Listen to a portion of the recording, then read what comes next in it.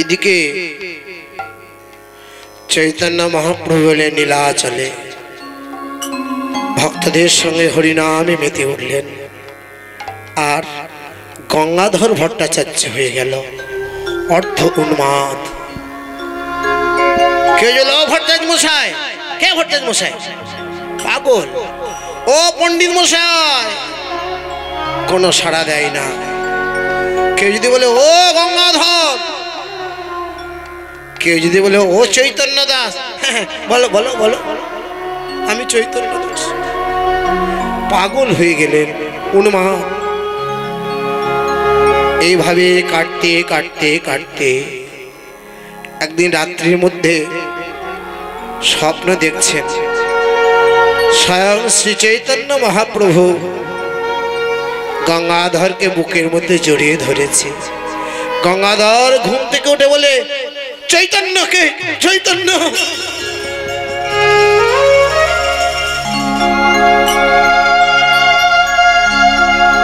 লক্ষ্মীপ্রিয়া দেবী গঙ্গাধর ভট্টাচার্যের স্ত্রী, স্বামী, তুমি দিবানিশি শয়নে স্বপনে অন্তর বাহিরে সদা সর্বদা গৌর গৌর। তুমি যে গৌর ছাড়া প্রাণ, গৌর প্রাণ, তোমার গৌর ছাড়া কিছু জানো না। স্বামী, চলো তুমি তোমার গৌরকে একবার দেখে আসবে, তোমার প্রাণের গোড়া। আমরা চলো নীলাচলে যাব। হ্যাঁ লক্ষ্মীপ্রিয়া, লক্ষ্মীপ্রিয়া, তুমি আমার সাথে নীলাচলে যাবে? তাহলে দেরি করবো না, চলো কাল সকালে আমরা বেরিয়ে পড়ি। অনেক রাস্তা, অনেকটা হেঁটে যেতে হবে, নদী আছে শুনেছি। চলো লক্ষ্মীপ্রিয়া, আমরা প্রাণের গৌরকে একবার দেখে আসি। সকালে ঘুম থেকে উঠে লক্ষ্মীপ্রিয়া দেবী আর গঙ্গাধর ভট্টাচার্য চললেন জগন্নাথ শ্রীক্ষেত্রে।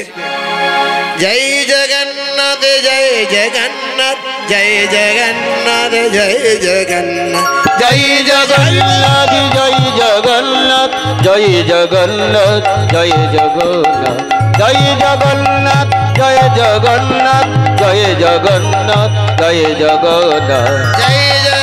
জগন্নাথ, জয় জগন্নাথ, জয় জগন্নাথ, জয় জগন্নাথ, জয় জগন্নাথ, জয় জগন্নাথ, জয় জগন্নাথ, জয় জগন্নাথ, জয় জগন্নাথ। জগন্নাথ স্বামী নয়ন পথগামী, হে জগন্নাথ স্বামী নয়ন পথগামী, জগন্নাথ স্বামী নয়ন পথগামী, জগন্নাথ স্বামী নয়ন পথগামী, জগন্নাথ স্বামী নয়ন পথগামী। ভব তুমি, ভব তুমি, জগন্নাথ স্বামী নয়ন পথগামী, ভব তুমি, ভব তুমি। জয় জগন্নাথ, জয় জগন্নাথ, জয় জগন্নাথ, জয় জগন্নাথ। মায়েরা বলে না জগন্নাথকে যদি কেউ প্রণাম করে সব দেবতাকে প্রণাম করা হয়ে যায়। এটা কিন্তু সত্য ঘটনা।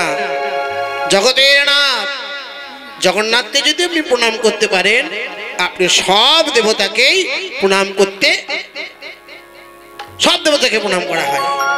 শাস্ত্রটি কেন বলা হয়েছে? জগন্নাথ, বলরাম আর সুভদ্রা। কেউ বলে বৈষ্ণব, কেউ বলে শাক্ত, কেউ বলে শবরদের। যে ডাকে জগন্নাথ তার হয়।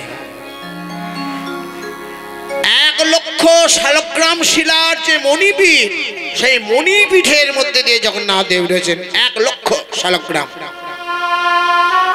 জগন্নাথ দেব যে যন্ত্রের মধ্যে বসে আছেন, খুব মন দিয়ে তাহলে শাক্ত না বৈষ্ণব? শালগ্রাম শিলা বসে আছে বৈষ্ণব, কিন্তু পরক্ষণে দেখা যায় জগন্নাথ দেব যে যন্ত্রে বসে আছে সেটি দক্ষিণা কালিকা মন্ত্র যন্ত্রে বসে আছে। সুভদ্রা যে যন্ত্রে বসে আছে সেটি মা ছিন্নমস্তা, সেই যন্ত্রে সুভদ্রা মায় বসে আছেন। আর বলরাম বসে আছে যে যন্ত্রে, সেই যন্ত্রটি হলো মা ভুবনেশ্বরী যন্ত্রে। তাহলে বোঝা যাচ্ছে যে শাক্ত না বৈষ্ণব? একদিকে শালগ্রাম শিলা, অন্যদিকে দক্ষিণা কালিকা মযন্ত্র। এমনকি সন্ধি পুজোর সময়, সন্ধি পুজো আমরা জানি অষ্টমীর দুদণ্ড আর নবমীর দণ্ড, এই মাঝখানটাকে বলা হয় সন্ধি পূজা। এই সন্ধি পূজার সময় জগন্নাথ শ্রীক্ষেত্রে বিরজা মন্দিরে অত্যন্ত নিরজনে গোপনে ছাগ বলিদান করা হয় এবং বলি প্রদত্ত ছাগটিকে তৎক্ষণাৎ মাটির মধ্যে সমাধিস্থ করে দেওয়া হয় অত্যন্ত গোপনে। তাহলে দেখুন এই যে গুহ্য তত্ত্বগুলি আপনি সেখানকার কোনো বিশেষ পাণ্ডারকে যদি কৃপা পান তবেই জানা যায়।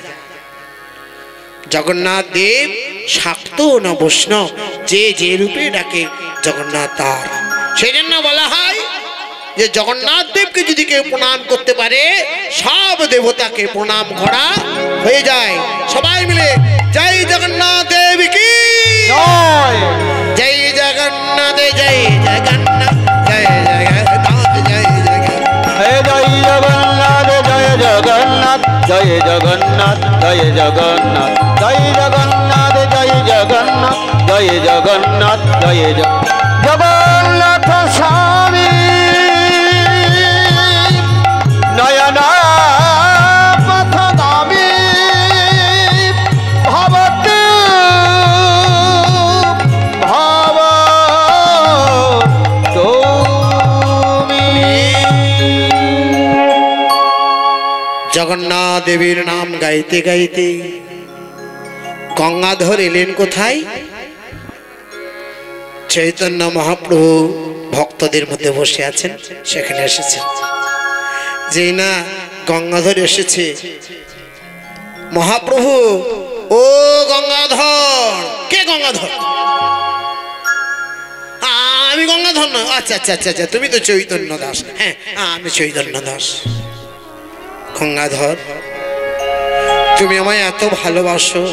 আহা, ভক্তের ভগবান আমার হলো গৌর হরি। তুমি আমায় এত ভালোবাসো, তোমার এত অভিমান, এত ক্ষোভ।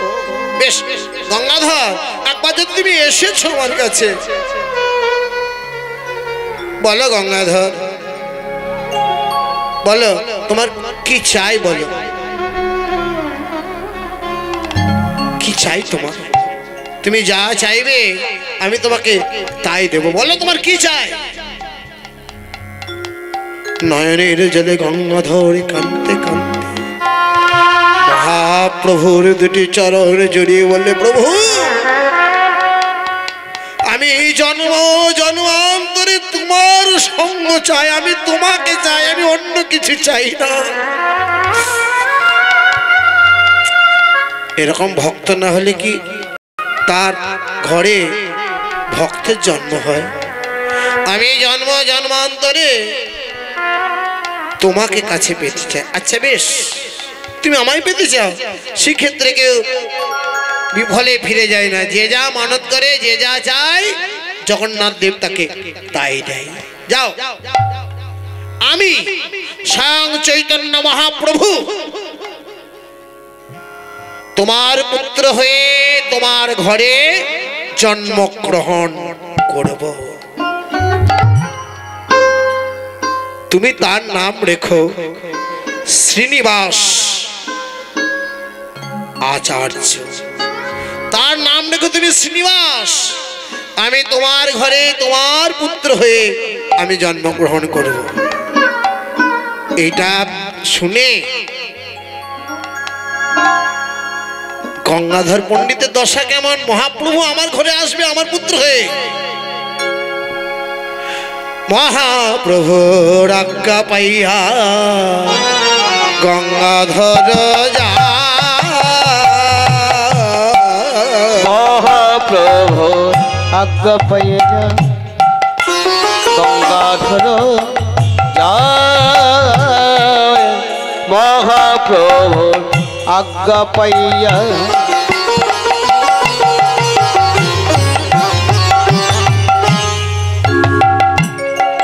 হরে গঙ্গাধর যায় নাচিতে নাচিতে দোহা উপনে তোরা আবার নাচিতে নাচিতে রহ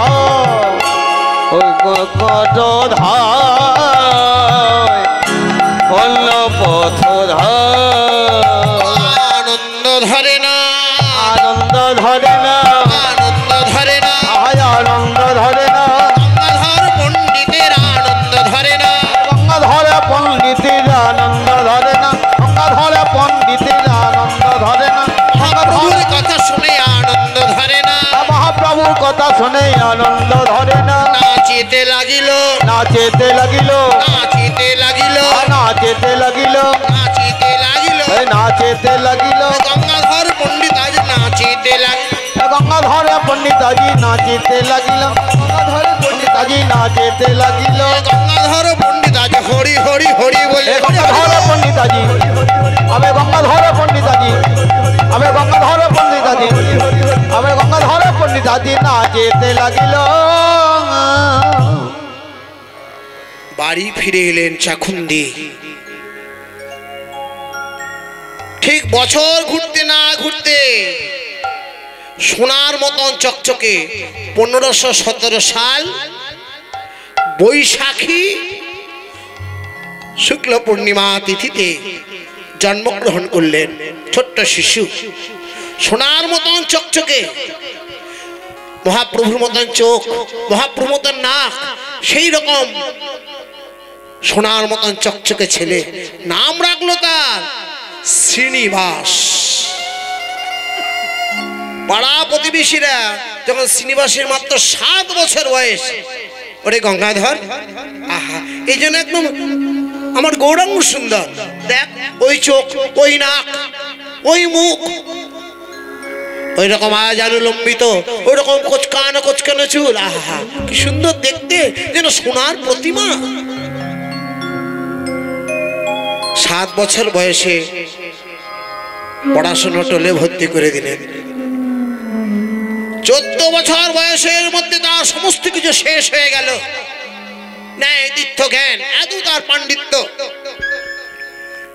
গঙ্গাধর একদিন শ্রীনিবাসকে ডেকে বলছে ওরে শ্রীনিবাস আমি যে ভুলটা করেছিস বাবা তুই যেন সেই ভুল করিস না ওরে আমি পড়াশোনাতে মত্ত হয়ে পড়াশোনার নেশায় আমি নিমাই পণ্ডিতের সঙ্গ পাইনি বাবা তাই তুই এক কাজ কর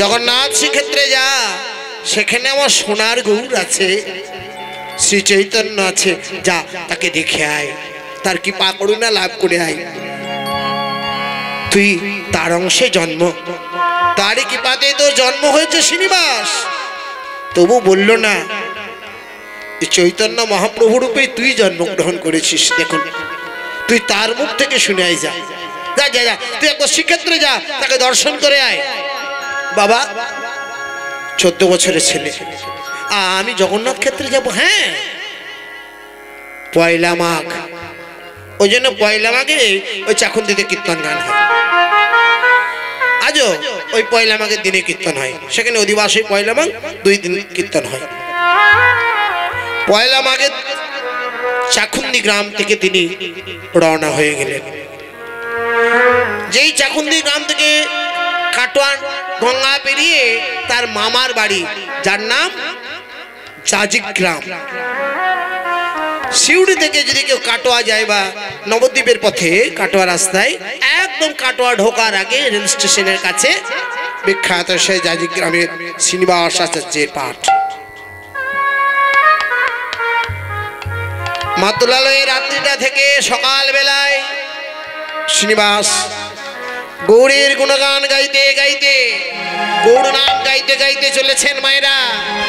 সবাই একবার উলুধ্বনি হরিধ্বনি প্রেম সে গৌর গৌর গৌর গৌর গৌর গৌর হে, গৌর গৌর গৌর গৌর গৌর গৌর গৌর হে, গৌর গৌর গৌর গৌর গৌর গৌর হে, গৌর গৌর গৌর গৌর গৌর গৌর গৌর হে, গৌর গৌর গৌর গৌর গৌর গৌর গৌর হে। গৌরের নাম গাইতে গাইতে শ্রীনিবাস চলেছেন জাজির গ্রাম থেকে শ্রীক্ষেত্রের দিকে। গৌর গৌর গৌর গৌর গৌর গৌর গৌর হে, গৌর গৌর গৌর গৌর গৌর গৌর হে, গৌর গৌর গৌর গৌর গৌর গৌর গৌর গৌর গৌর গৌর গৌর গৌর গৌর গৌর হে,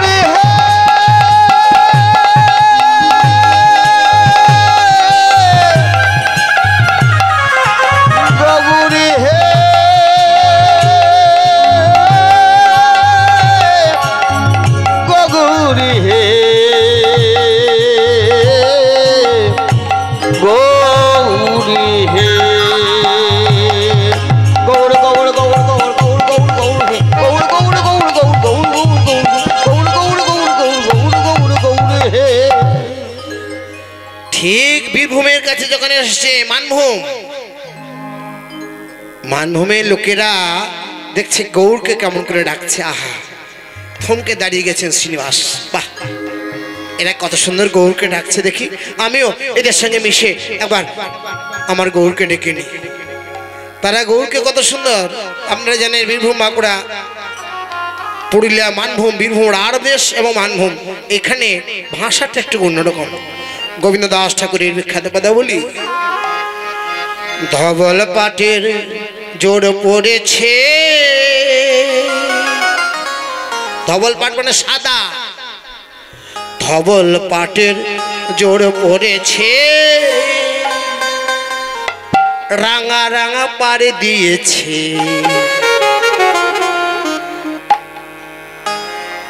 ধবল পাটের জোর পড়েছে, রাঙা রাঙা পাড়ে দিয়েছি, চরণ তলে দুইলা যায় কোচা কোচা কোচা। ধবলে পাটে জোরে পড়েছে, এই রাঙা রাঙা পরে দিয়েছে, চরণে তলে দুলা যায় কোচা কোচা কোচা। ধবলে পাটে জোরে পড়েছে, রাঙা রাঙা পরে দিয়েছে, চরণে তলে দুলা যাই কোচা কোচা কোচা। আহা মরি রে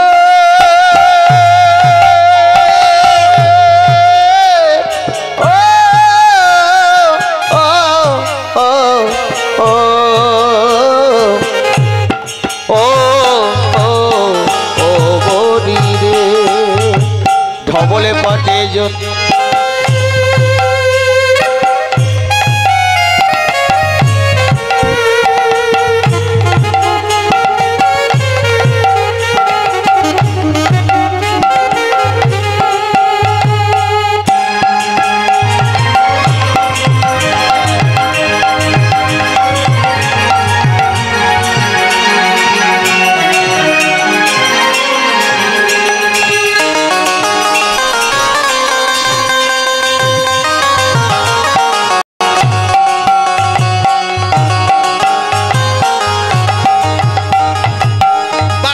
সোনার নুপুর, মাকমল সোনার নুপুর, তাতে বাজে মধুর মধুর, আগুন সোনার নুপুর, তাহে বাজে মধুর মধুর। এখন নুপুর বাজে হে হে হে,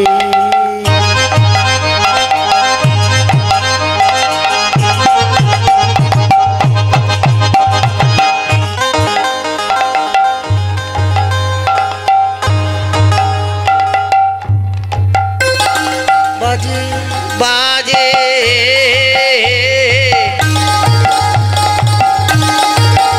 আহ মরি রে,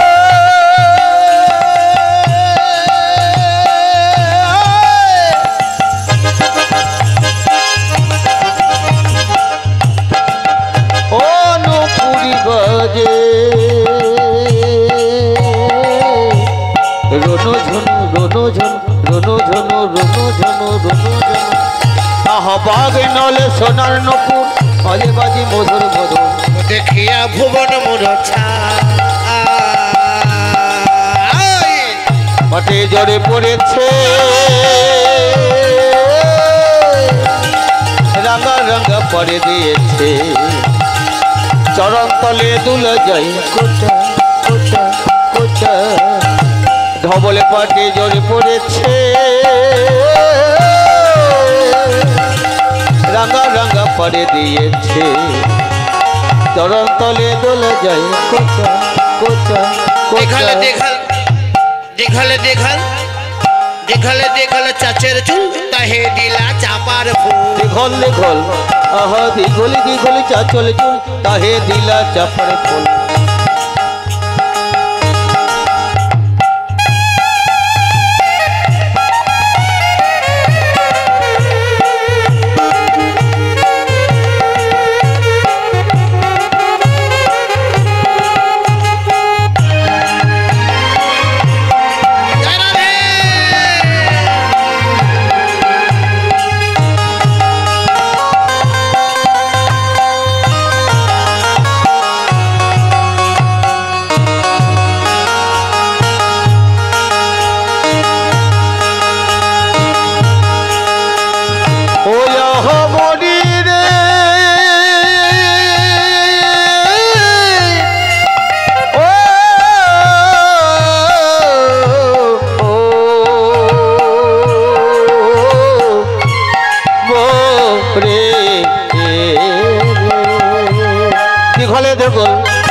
दीघले देखल चाचर चोल ताहे दिला चापर फूल देखल चाचर चुल ताहे दिला चापर फूल देखल चाचर चोले ताहे दिया चापर फूल माला तेरे माला छोटा छोटा छोटा आबार ढबले पाटे जड़े पड़ेছে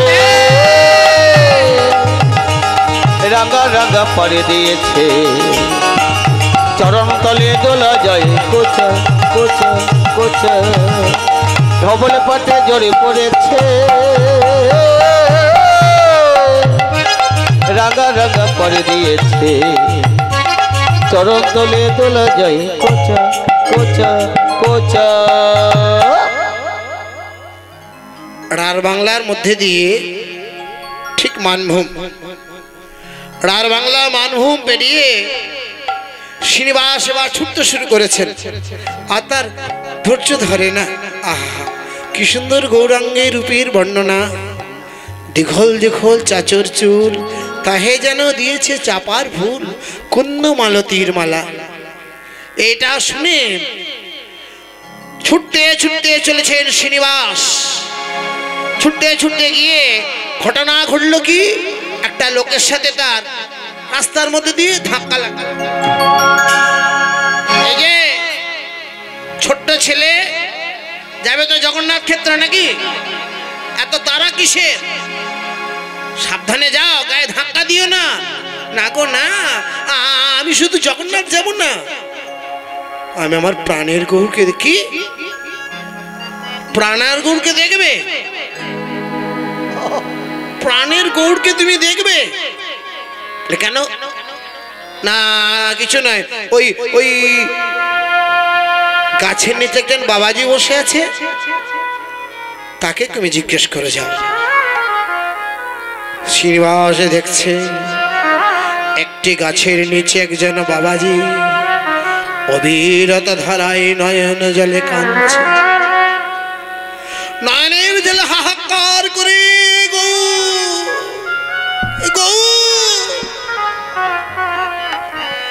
গৌর গৌর গৌর গৌর গৌর বলে কাঁদছে শ্রীনিবাস বলছে বাবাজি আমার গৌরের কি খবর আপনি গৌর গৌর বলে কাঁদছেন কেন কি হয়েছে গৌরের বাবাজি নয়নের জলে কেঁদে কেঁদে বলে আমার প্রাণের গোরা আমার প্রাণের গোরা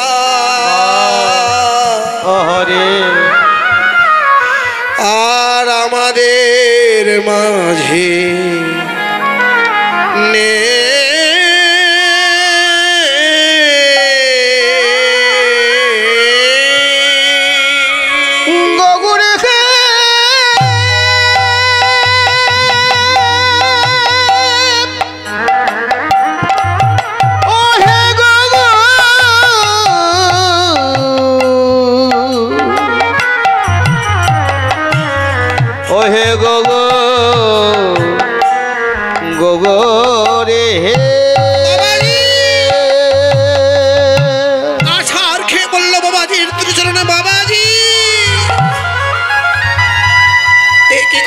শোনালে বাবাজি, একই কথা শোনালে বাবাজি, একই কথা শোনালে। ওই গোরা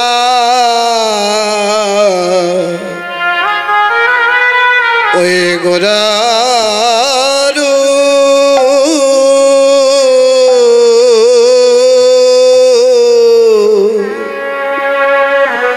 আমার মরমে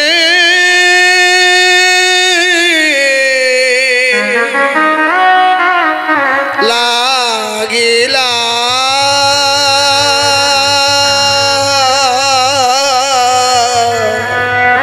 আমার শয়ন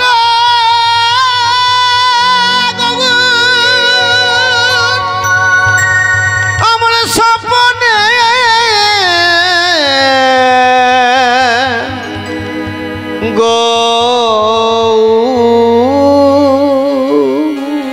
কেমনে পাশো রে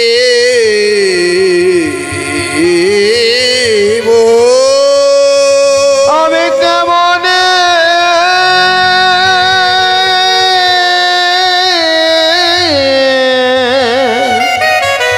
পাশরি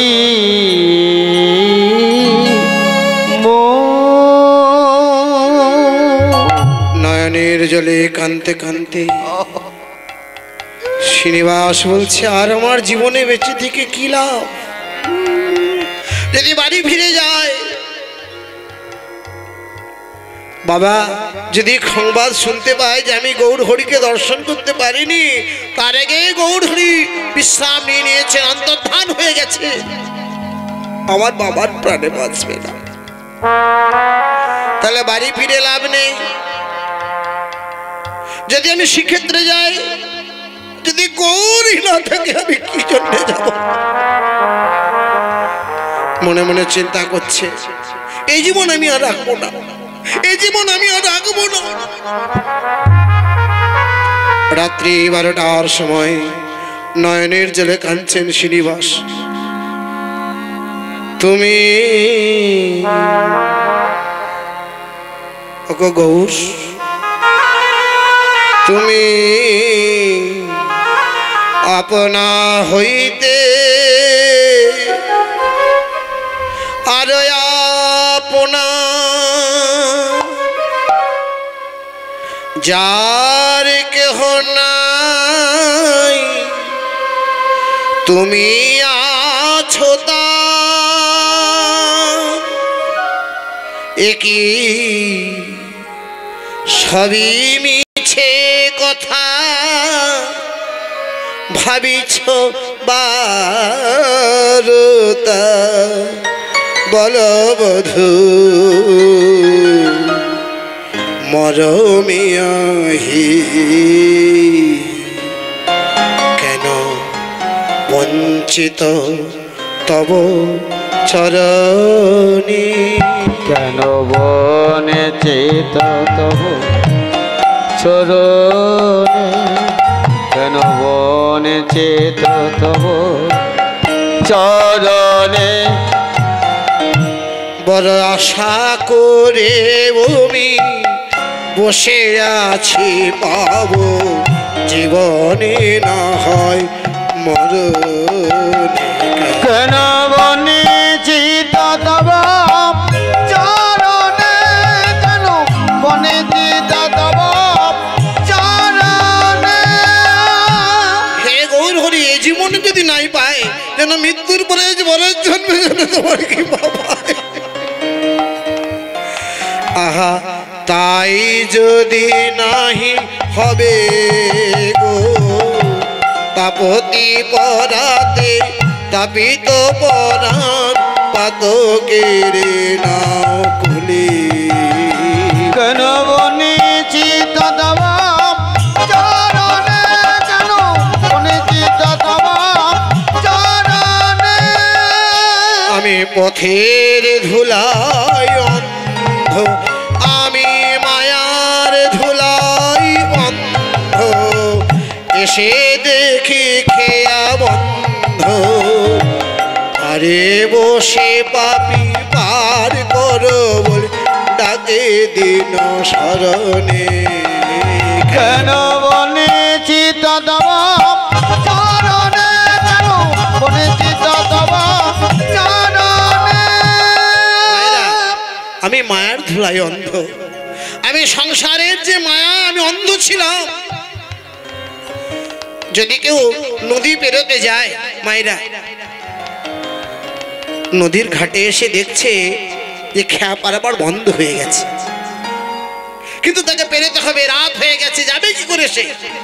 সে যদি মাঝি মাঝি বলে চিৎকার করে, সেই মাঝি কি আর থাকতে পারে? সেই মাঝি নৌকাটা নিয়ে আবার তার কাছে আসে, কেন না তাকে পার করে দেবে বলে। তাই হে গৌর, আমি হয়তো দেরি করেছি, এই মায়ার ধুলায়, সংসারে ধুলায় আমি অন্ধ ছিলাম, কিন্তু আমি তো তোমার কাছে এসেছি। পারে বসে পাবি পার করে বলে ডাকে দিন শরণে। তুমি কি আমায় পার করবে না? আমি মায়ার ধুলাই অন্ধ, এসে দেখি খেয়া বন্ধ। পারে বসে পাবি পার করো বলে ডাকে দিন শরণে। কেন বনেছি দাদা চরণে, কেন বনেছি দাদা চরণে। শুনেছে হিতে সাহারি, এনে দাও তারে প্রেম তৃষ্ণে, তো চাহে যে যেন বাড়ি। কেন বনেছি দাদা চরণে, হরি হরি বল। বনেছি দাদা চরণে, কেন বনেছি দাদা চরণে, কেন বনেছি দাদা চরণে।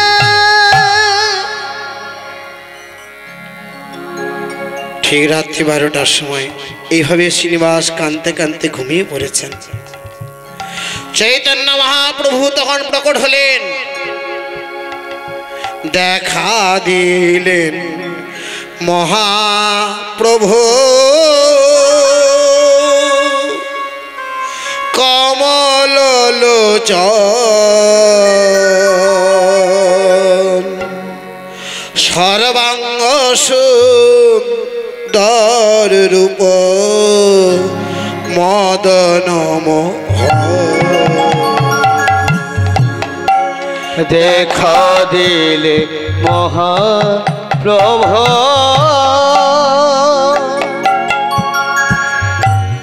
কমল লোচন,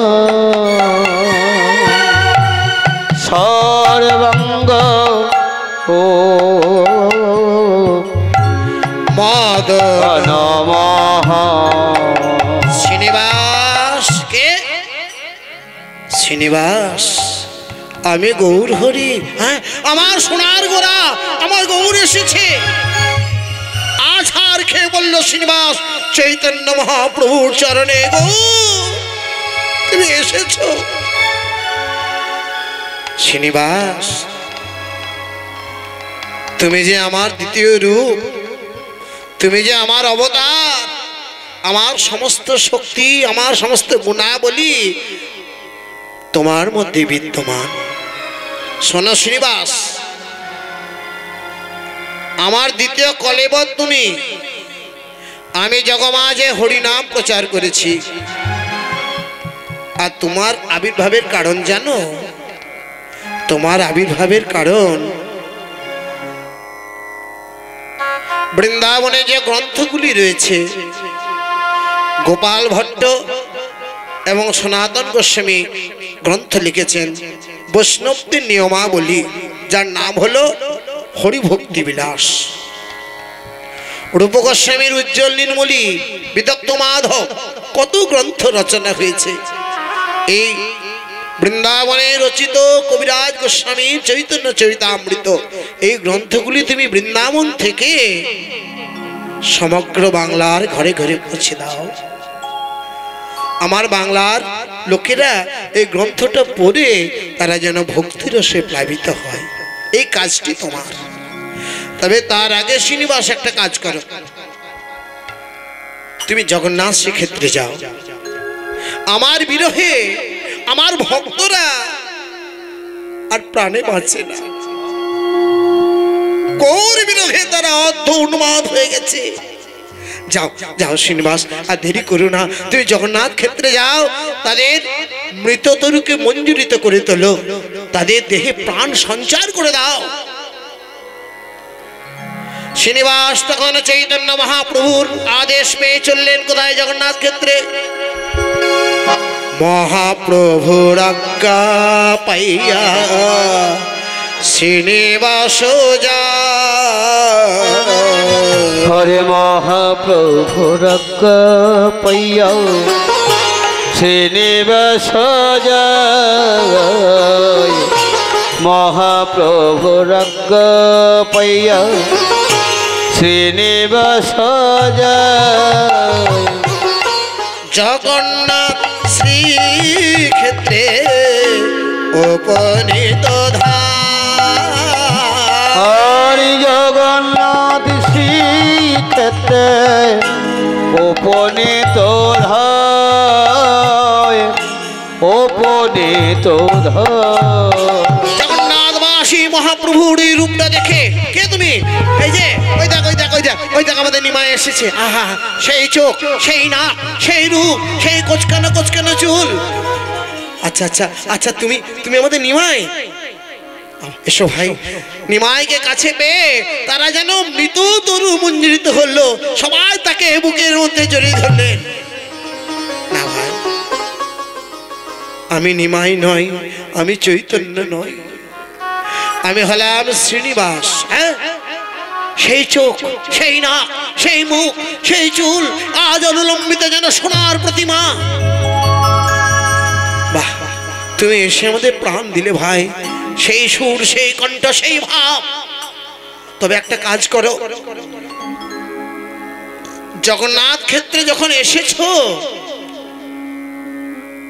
আমার গৌরীর বিরহে, আমার চৈতন্যের বিরহে গদাধর আর প্রাণে বেঁচে নেই হয়তো। ওই টোটা গোপীনাথ মন্দির, যে বিখ্যাত চারটি আমরা গোপীনাথ মন্দির জানি, রেমুনায় খিচ্ছরা গোপীনাথ, শ্রীখণ্ডে নাড়ুখা গোপীনাথ রঘুনন্দনের, আর অগ্রদ্বীপে গোবিন্দ ঘোষের পিণ্ড দেয়া গোপীনাথ। ঠিক তেমনি একটি বিখ্যাত গোপীনাথ হলো জগন্নাথ শ্রীক্ষেত্রে গদাধরের সেবিত টোটা গোপীনাথ মন্দির। যাও তুমি টোটা গোপীনাথ মন্দিরে যাও, হয়তো গদাধর প্রাণেও বেঁচে যেতে পারে। শ্রীনিবাস ঠাকুর মহাপ্রভু যেমন করে উন্মাদের মতন গোপীনাথ গোপীনাথ বলতে বলতে ছুটে যেতে যেতেন, সেইভাবে চলেছেন গোপীনাথ মন্দিরের কাছে। টোটা গোপীনাথের কাহা মেরো গোপীনাথ, একবার দেখা দায়। আমরা গোপীনাথ, একবার দেখা দাও। কাহা আমরা গোপীনাথ, একবার দেখা দাও। কাহা আমরা গোপীনাথ, একবার দেখা দাও। টোটা গোপীনাথের কাছে চলিল ধায়। টোটা গোপীনাথের কাছে চলিল ধায়। মেরো গোপীনাথ, একবার দেখা দাও। কাহা মোর গোপীনাথ, দেখা দা দেখা দে গোপীনা দেখা দে গোপীনা দেখা দে গোপীনা দেখা দে গোপীনা দেখা দে গোপীনা দেখা দে গোপীনা গোপীনা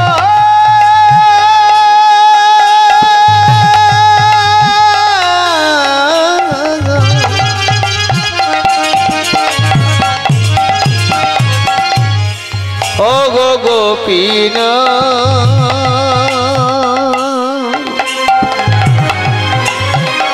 ও গো গোপীনা গোপীনা কাহা মোর গোপীনা একবার দেখা দে কাহা মোর গোপীনা একবার দেখা দে গোপীনাথ মন্দিরের কাছে যেই না শ্রীনিবাস প্রবেশ করে কি গদাধর পণ্ডিত চমকে উঠলেন। সেই চোখ, সেই মুখ, সেই নাক, সেই চুল, সেই ভাব, সেই কণ্ঠ, সেই রকসুর। কে তুমি? তুমি কি আমার চৈতন্য মহাপ্রভু, সেই 24 বছরের নবদ্বীপের নিমাই? যেমন করে মহাপ্রভু মন্দিরের মধ্যে বসতেন, ঠিক তেমনি দরজার কাছে মন্দিরের দরজায় বসে, পণ্ডিত আমায় একটু ভাগবত শোনাবে না? গদাধর চমকে উঠলে নাকি আমার মহাপ্রভু ঠিক এইভাবে, ঠিক ঠিক সেইভাবেই এই বালকটি আমায় বলছে ভাগবত শোনাবে। বেশ, আমি তোমায় ভাগবত শোনাবো। ভাগবতের একটা একটা করে শ্লোক গদাধর পণ্ডিত বলছেন আর শ্রীনিবাস শুনছেন। বৃন্দাবনং সখী ভুব বিতনুতে কীর্তিম যাদৈব কি সুত পদাম্বুজলবদ লক্ষ্মী।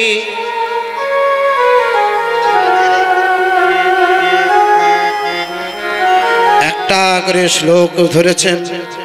বৃন্দাবনং সখী ভুব বিতনুতে কীর্তিম যাদৈব কি সুত পদাম্বুজলবদ লক্ষ্মী। গোবিন্দ বেণু মনু মাত্ত ময়ূর নিত্যং পেখাদৃশানু অবরতয়ন সমস্ত সত্যম। বৃন্দাবনং, শোনো শোনো, বৃন্দাবনং সখী ভুব বিতনুতে কীর্তিম। এই জগতের মধ্যে বৃন্দাবন সর্বশ্রেষ্ঠ, কারণ স্বয়ং ভগবান শ্রী গোবিন্দের পদম্বজ চরণ করেছে। গোবিন্দ বেনুমনু মত্ত ময়ূর নিত্যং। যেখানে গোবিন্দের বসি শুনে ময়ূর ময়ূর নৃত্য করে। পেখাদৃশানুয়বরতয়ন সমস্ত সত্যম। সমস্ত পশু পাখি এমনকি ময়ূরা পেখম তুলে নৃত্য করে, যেন বৃন্দাবনে একটা জলসা বসে যায়। শুনছ? এই সেই ভাগবতের দশম স্কন্ধের বর্ণনা। ধন্যাস মুড়গতে বিহরিণ্যেষা জানন্দ নন্দন গোপাত্য বিচিত্র বেশং আকর্ণরনিরণিতং সহ কৃষ্ণ সারা মৃগং পূজাদ দেবীর চিতং প্রণয় অবলোকে। গোবিন্দের বাসি শুনে ওই কৃষ্ণ সার মৃগ পর্যন্ত হে গোবিন্দ বলে ছুটে যায়। তারা পূজাং দেবীর চিত প্রণয় অবলোকে। তারা গোবিন্দকে পূজা করে নয়ন জলে আর প্রণয় দিয়ে, ভালোবাসা দিয়ে। চলসি জদ ব্রজং চারণন পশু নলিন সুন্দরং নাথ তে পদম শীল তিনাঙ্কুরে সিদতিয়তিন কলিলতাং মনকান্ত গচ্ছতি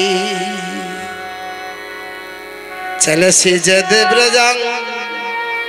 যখন ব্রজের মধ্যে চারণ পশু গোষ্ঠী যায়, নলিন সুন্দর পাথ হতে, নলিন মানে পদ্মের মতন সুন্দর চরণে, শীল তিনাঙ্কুরে সিদতিয়তিন, ওই চরণের মধ্যে পাথর বিদ্ধ হয়, ওই চরণের মধ্যে শীল তিনাঙ্কুর কমল চরণে বিদ্ধ হয়।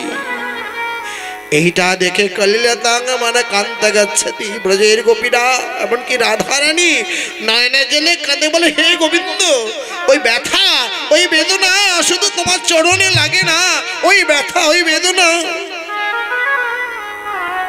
আমাদের হৃদয় মাঝে লাগে। তোমার যতগুলি ব্যথা শুধু তুমি একা পাও না, আমরা নিজে গ্রহণ করি। শুনবে শুনবে আমার রাধারানীর প্রেম কেমন। দেখুন, গদাধর হলে রাধা রূপ, সে বর্ণনা করছে রাধার প্রেম, আর শুনছে কে না ব্রজের শ্রীকৃষ্ণ হলেন চৈতন্য, সেই চৈতন্যের স্বরূপ হলেন শ্রীনিবাস। শোনো তাহলে রাধারানীর প্রেম কেমন, শোনো, মন দিয়ে শোনো। গদাধর একটা একটা করে বলছেন, ভগবান গোবিন্দ বৃন্দাবন ছেড়ে দ্বারকা গিয়েছিলেন ঠিকই, কিন্তু সদা সর্বদা রাধা রাধা রাধা রাধা ছাড়া তার বদনে কিছু ছিল না। সায়নে স্বপনে দিবানিশি অন্তর্বাহী সদা সর্বদা রাধা রাধা রাধা, শুধু রাধার নাম। রুক্মিণী আর সত্যভামা এক গ্লাস গরম দুধ এনে দিয়েছে, এক গ্লাস। প্রাণনাথ সেবা করো, প্রাণনাথ। প্রাণ গোবিন্দ এই দুধটাকে মুখে দিয়ে, গরম দুধ, কেউ যদি আনবো না ওই গরম দুধ পান করে কি হয়, গলার মধ্যে ফুসকা লাগে। গরম দুধ যদি কেউ পান করে তাহলে গলাতে ফুসকা লাগে। গোবিন্দ আনমনে ওই গরম দুধটা নিয়ে যেই মুখে দিয়েছে, গলার মধ্যে ফুসকা ছেঁকা লেগেছে। রাধে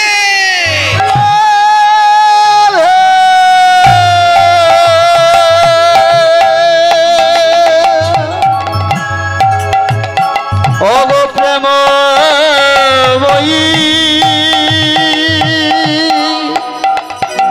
রাধে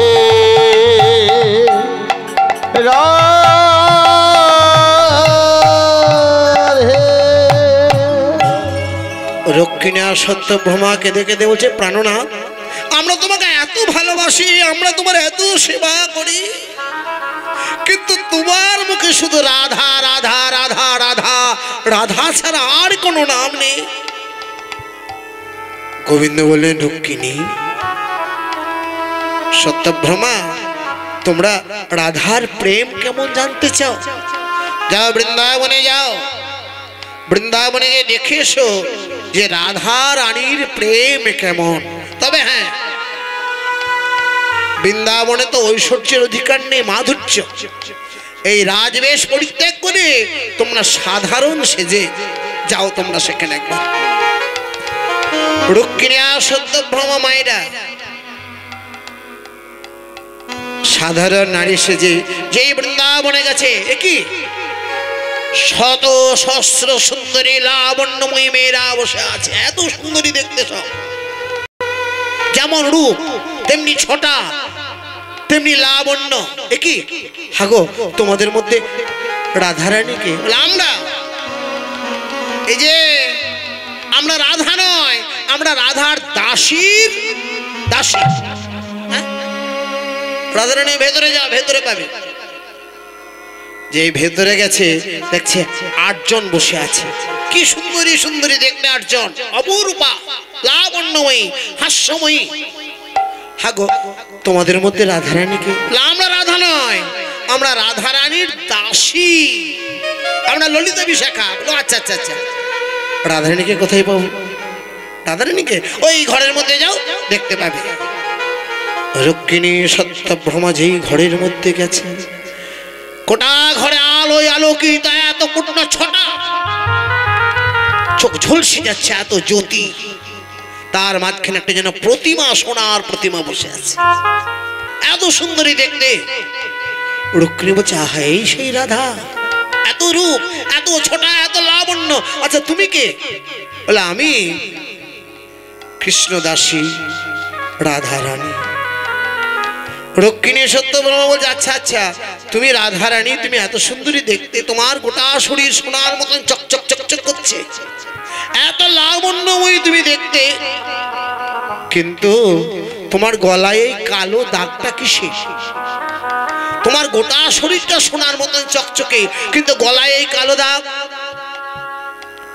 রাধারানী কেঁদে কেঁদে বলছেন, এই কালো দাগটা কিসের জানো?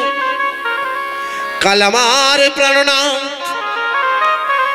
কাল আমার প্রাণ বল্লভ গরম দুধ পান করেছিল, গরম দুধ পান করেছিল বটে, কিন্তু গরম দুধ পান করার কালে বধূর গলাতে ফোসকা পড়ে, বধূর গলা জ্বলে যায়। আর বধূর গলা জ্বলে যাওয়ার জন্য জ্বালা যন্ত্রণায় বধূ যেই না রাধে রাধে বলে চিৎকার করে, রাধে রাধে বলে চিৎকার করে, ওই বধূর গলার যত জ্বালা, বধূর গলার যত ব্যথা, বধূর গলার যত যাতনা, আমি নিজে রঙ্গে ধারণ করি, আমি নিজ অঙ্গে ধারণ করি, আমি নিজ অঙ্গে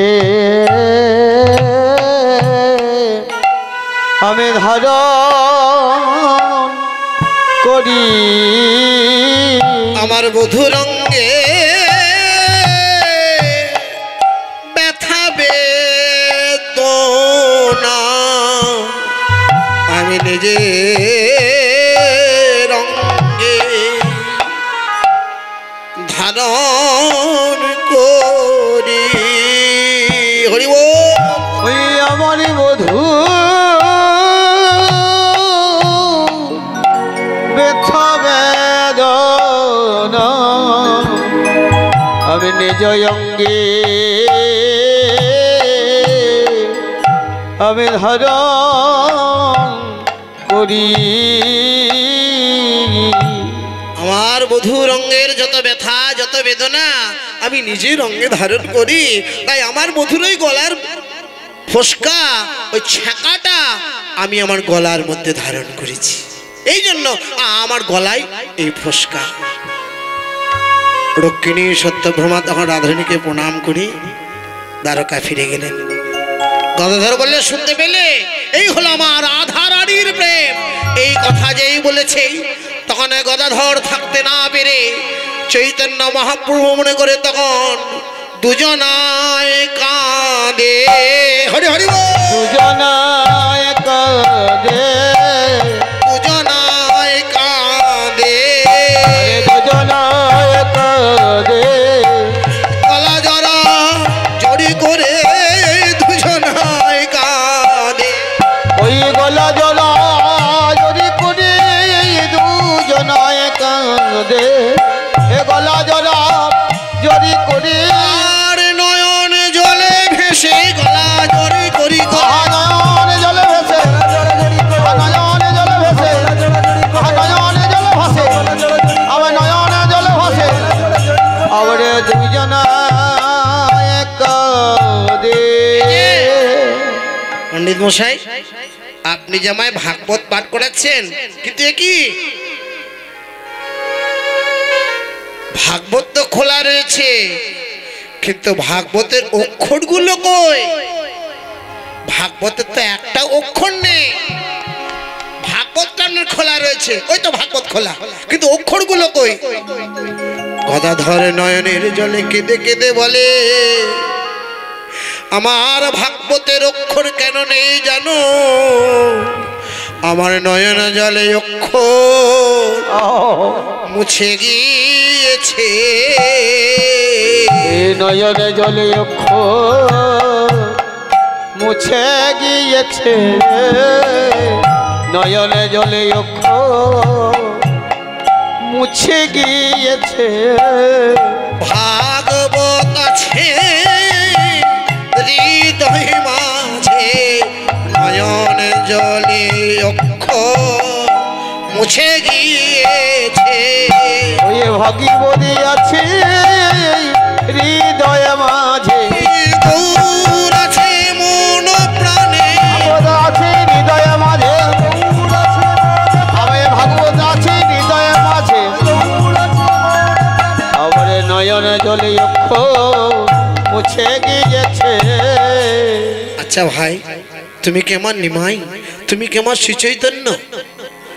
গদাধরকে জড়িয়ে বলছে, না আমি হলাম শ্রীনিবাস।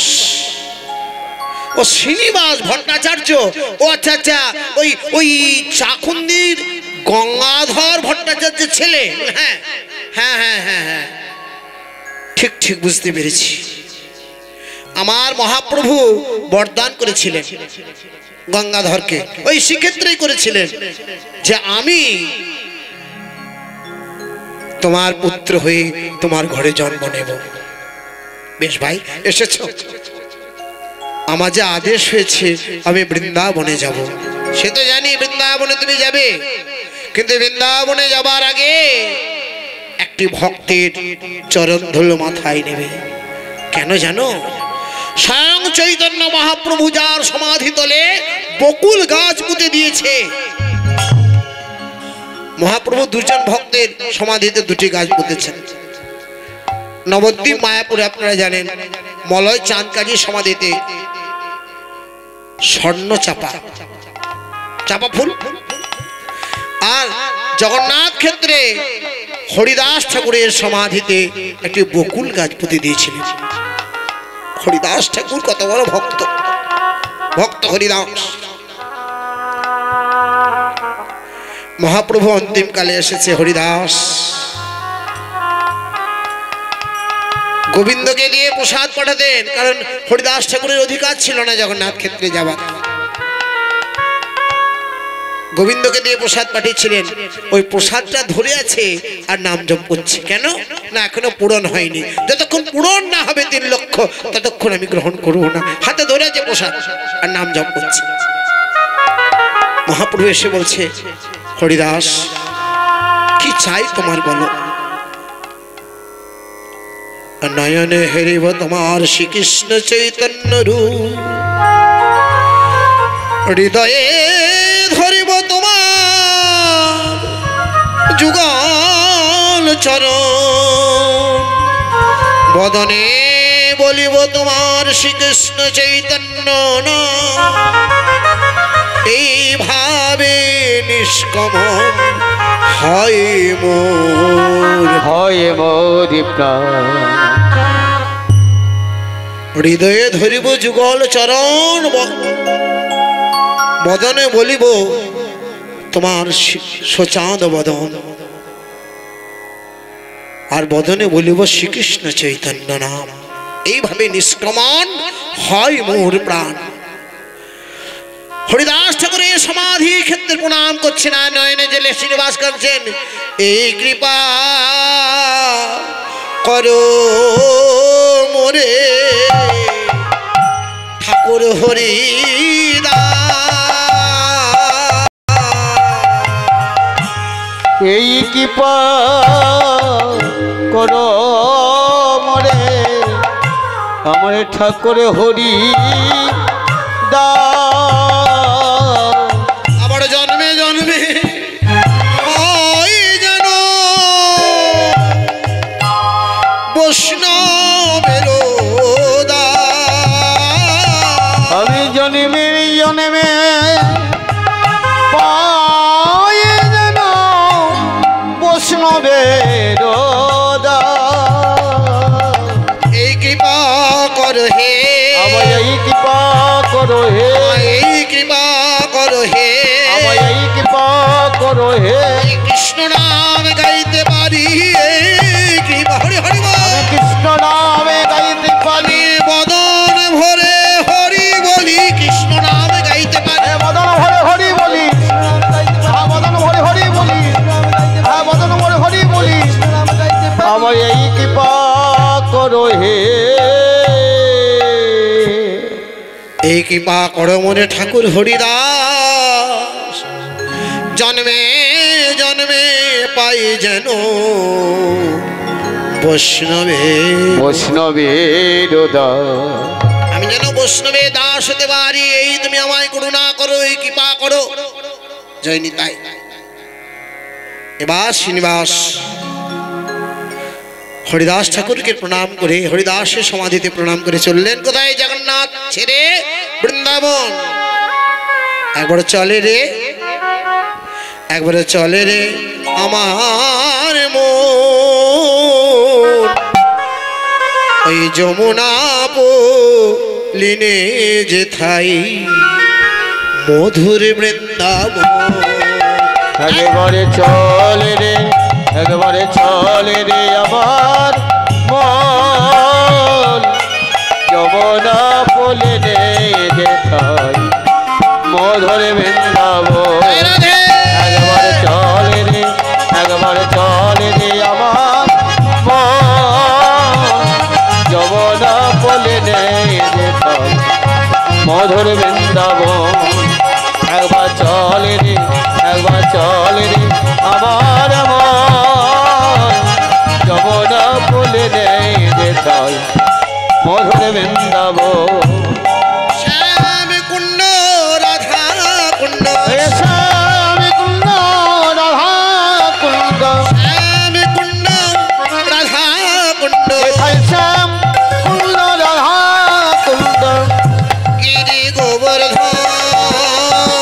আরে যমুনা পলে নে যেথাই মধুর বৃন্দাবন।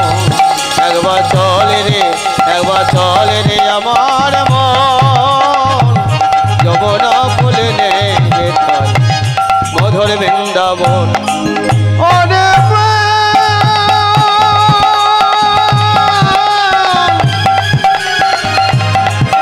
চলো যাই বৃন্দাবন চলো যাই বৃন্দাবন।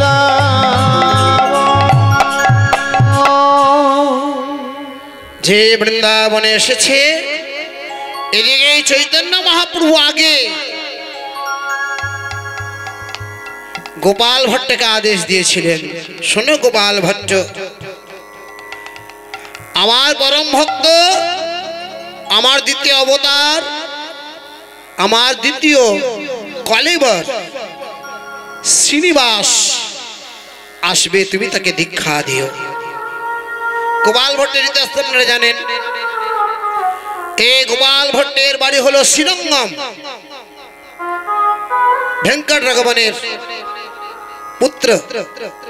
চৈতন্য মহাপ্রভু যখন চতুর্মাস্য ব্রত করেছিলেন, চতুর্মাস্য আষাঢ় মাস থেকে উত্থান একাদশী পর্যন্ত, আষাঢ় শ্রাবণ ভাদ্র আশ্বিন মানে কার্তিক মাসের উত্থান, এই 4 মাস ধরে যে ব্রত নিয়ম সেবা যেমন আমরা 1 মাস করি, 4 মাস ধরে যদি কেউ ব্রত করে তাকে বলে চতুর্মাস্য ব্রত মহাপ্রভু করেছিলেন। আর সেই সময় ভেঙ্কট রমণের ঘরে মহাপ্রভু আতিথ্য গ্রহণ করেছিলেন। আর গোপাল ভট্ট তখন, ভেঙ্কট ভট্টের ছেলে হলো গোপাল ভট্ট, গোপাল ভট্ট তাকে সেবা শুশ্রূষা করেছিলেন। মহাপ্রভু তখন বলেছিলেন, গোপাল, সমস্ত গ্রন্থ পড়াশোনা করে তুমি বৃন্দাবনে যাবে, আর বৃন্দাবনে তুমি গ্রন্থ রচনা করবে। চৈতন্য মহাপ্রভু সারা তীর্থ ঘুরতে ঘুরতে ঘুরতে যখন গণ্ডকী নদীর তীরে গিয়েছিলেন, একটি শালগ্রাম শিলা ওই গণ্ডকী নদী থেকে কুড়িয়ে তিনি গোপাল ভট্টকে দিয়ে গিয়েছিলেন। গোপাল ভট্ট সেটিকে পূজা অর্চনা করছেন। হঠাৎ একদিন একজন শেঠ, বড় লোক, মন্দিরে মন্দিরে সোনার অলংকার সুন্দর সুন্দর পোশাক দান করে যাচ্ছেন যে আপনারা আপনাদের মন্দিরে বিগ্রহকে এই সোনার অলংকার আর এই সুন্দর সুন্দর জামাগুলো পরিধান করিয়ে দেবেন, সুন্দর পোশাক দিয়ে যাচ্ছেন। গোপাল ভট্টের আশ্রমেও দিয়ে গেছেন সুন্দর অলংকার সুন্দর পোশাক। গোপাল ভট্ট বলছে আমার তো শালগ্রাম ছোট্ট শিলা, আমি কেমন করে তাকে সেবা করব, কি করে গয়নাগুলো পরাবো, কি করে এত সুন্দর পোশাক পরাবো। সারা রাত ধরে গোপীনাথ গোপীনাথ বলে কাঁদছে। রাধা দামোদর মন্দির বলা হয়। স্বয়ং ভগবান দেখছেন সকাল বেলায় ওই শালগ্রাম শিলা থেকে একটা সুন্দর দ্বিভুজ মুরলীধারী ভগবান মূর্তি প্রতিস্থাপিত হয়ে ওই সোনার অলংকার এবং সুন্দর পোশাক পরিধান করে সিংহাসনের মধ্যে প্রভু বিরাজ হয়ে রয়েছেন। এই হলো গোপাল ভট্টের জীবনী। তিনি এত বড় ভক্ত, যার আকুতিতে, যার কাতর প্রার্থনায় মহাপ্রভুর দেওয়া সেই শালগ্রাম শিলা স্বয়ং ভগবান শ্রীকৃষ্ণের মূর্তি ধারণ করে সিংহাসনে বিরাজ করেছিলেন। সেই গোপাল ভট্ট দীক্ষা দিলেন শ্রীনিবাস ঠাকুরকে। ভাগবত পাঠে এত পারদর্শী, এত পাণ্ডিত্য, স্বয়ং শ্রীজীব গোস্বামী তাকে উপাধি দিলেন শ্রীনিবাস আচার্য রূপে। এই আচার্য উপাধি দিলেন স্বয়ং শ্রীজীব গোস্বামী। বৃন্দাবন থেকে সমস্ত গ্রন্থগুলি সংগ্রহ করলেন। সঙ্গে ছিল কে কে? বিখ্যাত শ্যামানন্দ ঠাকুর এবং নরোত্তম দাস ঠাকুর। এই তিনজনে মিলে গরুর গাড়ি করে চলে আসছেন শ্রীনিবাস আচার্য। হরিনাম গাইতে গাইতে, রাধা গোবিন্দের গুণগান গাইতে গাইতে চলে আসছেন বৃন্দাবন থেকে নবদ্বীপের পথে। এসে দাঁড়ালো কোথায়? বন বিষ্ণুপুর। আপনারা জানেন বন বিষ্ণুপুর এখন যার নাম বিষ্ণুপুর। সেই বন বিষ্ণুপুরের রাজা ছিলেন হাম্বির, সেখানকার রাজা মল্লরাজ হাম্বির। এই মল্লরাজা হাম্বির একটি ইতিহাস আছে। দিনের বেলায় তিনি রাজা, আর রাত্রিবেলায় তিনি ছিনতাই করে নিতেন, চৌর্যবৃত্তি জোর করে ছিনতাই করে নিতেন টাকা পয়সা। হাম্বিরের যারা সৈন্য সামন্ত, যারা গুপ্তচর খবর পেল একটা বড় লোহার সিন্ধুকে একটা গরুর গাড়ি করে আমাদের সীমান্তে আসছে, যায়নি তাই ওই যে সোনার সিন্ধুকটা মনে মনে ভাবছে যে ওর মধ্যে হয়তো গুপ্তধন আছে। তাই হাম্বিরের সৈন্যরা সেগুলিকে ছিনতাই করে নিয়ে চলে গেলেন বীর হাম্বির।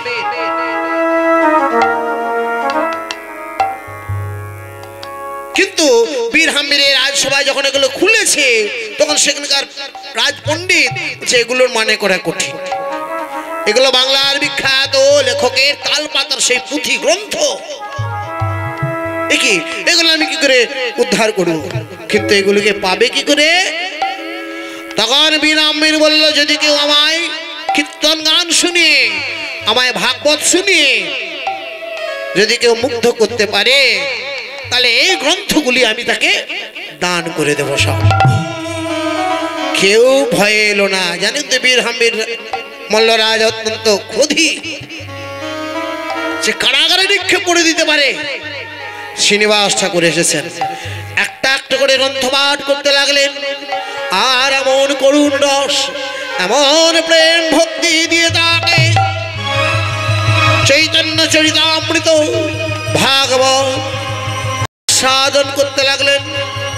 অগতব কথামৃত তপেত জীবন কবি বিরিপিত কলমশাপহম কথা শ্রবণ মঙ্গলং শ্রীমদাততং ভুবগুণন্তি দে ভরিদা জনা ভুবগুণন্তি দে ভরিদা জনা তব কথামৃত তপেত জীবন তব কথামৃত।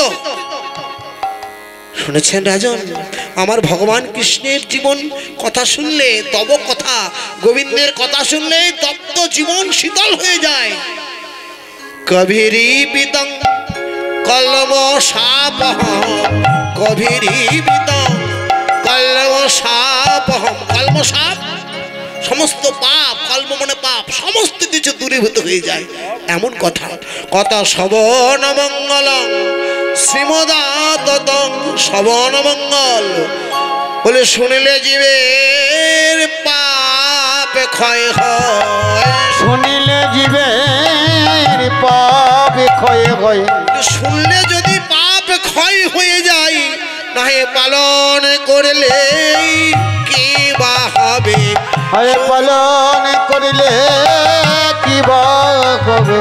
শুনলে যদি পাপি যাই গো, পালন করলে কি বা হবে।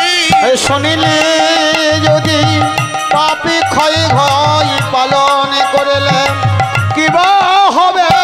হে গোবিন্দ তোমার নাম হে, আমি কইলে পাপি ক্ষয় হয়, জীবে পাপি যাই পালন করলে কি বা হয় হে। তোমার গোবিন্দ তোমার নামে, জয় গৌর হরি হরি বল। হে গোবিন্দ তোমার নামে শুনিলে জীবে পাপি হয়, পালন করিলে কি বা হবে। কথা শ্রবণ মঙ্গল শ্রীমদাততং, ভবে গুণন্তি দে ভরিদা জনা। কি শুনলে জীবের পাপ ক্ষয় হয়, পালন করলে তাই তো কি হবে। আহা, এই কথা শুনতে শুনতে বীর হাম্বির পাষাণ হৃদয় গলে গেল। এক ফোঁটা দু ফোঁটা করে চোখের জল যেই না নয়ন গড়িয়ে পড়তে লাগলো, শ্রীনিবাস ঠাকুরের চরণ ধরে বললে, গো ঠাকুর, শুধু এই গ্রন্থগুলি তোমাকে দিলাম তা নয়, আজ থেকে জন্ম জন্মান্তর আমি তোমার দাস হয়ে গেলাম, আমি তোমাকে আমার গুরু রূপে বরণ করলাম। আজ থেকে তুমি হলে বীর হাম্বিরের গুরু। আমার মতন পাষাণ হৃদয়, আমার মতন একটা শক্ত মন চোর পাপী, তাকে তুমি ভক্ত করে দিলে। পরবর্তীকালে জাজিগ্রামের যে মন্দিরটি দেখা যায়, এটি রাজা বীর হাম্বির এই মন্দিরটি প্রতিষ্ঠা করে দিয়েছিলেন। বীর হাম্বির বন বৈষ্ণীপুরে ওই যে মদন মোহন মন্দির, রাসমঞ্চ, জলকামান, সেই কামানটা তৈরি করেছেন, দলমাদল কামান। যেটা এই দলমাদল কামানের যে কত ইতিহাস। ফিরিঙ্গিরা যখন আক্রমণ করেছিলেন মল্লরাজ বীর হাম্বিরকে, তখন মদন মোহন মন্দির থেকে কেউ ছিল না। ওই মন্দিরটি যখন ধ্বংস করতে আসে ফিরিঙ্গিরা, ওই দলমাদল কামান আপনি আপনি সেখান থেকে গর্জন করতে শুরু করেছিল। সেজন্য ভক্তরা যারা যায় ওই বন বিষ্ণুপুরে সেই বিখ্যাত মদন মোহন মন্দির, রাসমঞ্চ এবং দলমাদল কামানকে প্রণাম করে আসে। বীর হাম্বির কত সুন্দর গ্রন্থ লিখলেন, অনেক পদাবলী লিখেছেন। পরবর্তীকালে তার নাম হয়েছিল চৈতন্য দাস। প্রভু শ্রীনিবাস পুরাহ মনের, হরে প্রভু শ্রীনিবাস পুরাহ মনের, দয়া যেন না ছাড়ি हमरे दया जल ना छाड़य আছি নমায়ার কি বড়য়া লাগি তুমি, আবার আছি মায়ার কে বড় লাগয়ে দেখাইলে অমিয়ের দেখাইলে অমিয়ের আমারে দেখাইলে ও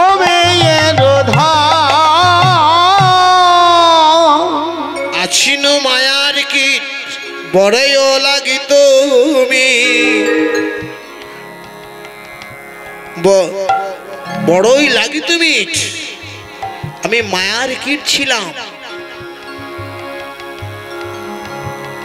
ধরুন কোন গোবরে পোকা, যার মধ্যে গোবরে বাস করে, গন্ধের মধ্যে, আবর্জনার মিষ্টার মধ্যে তার বড়ই মিষ্টি লাগতো।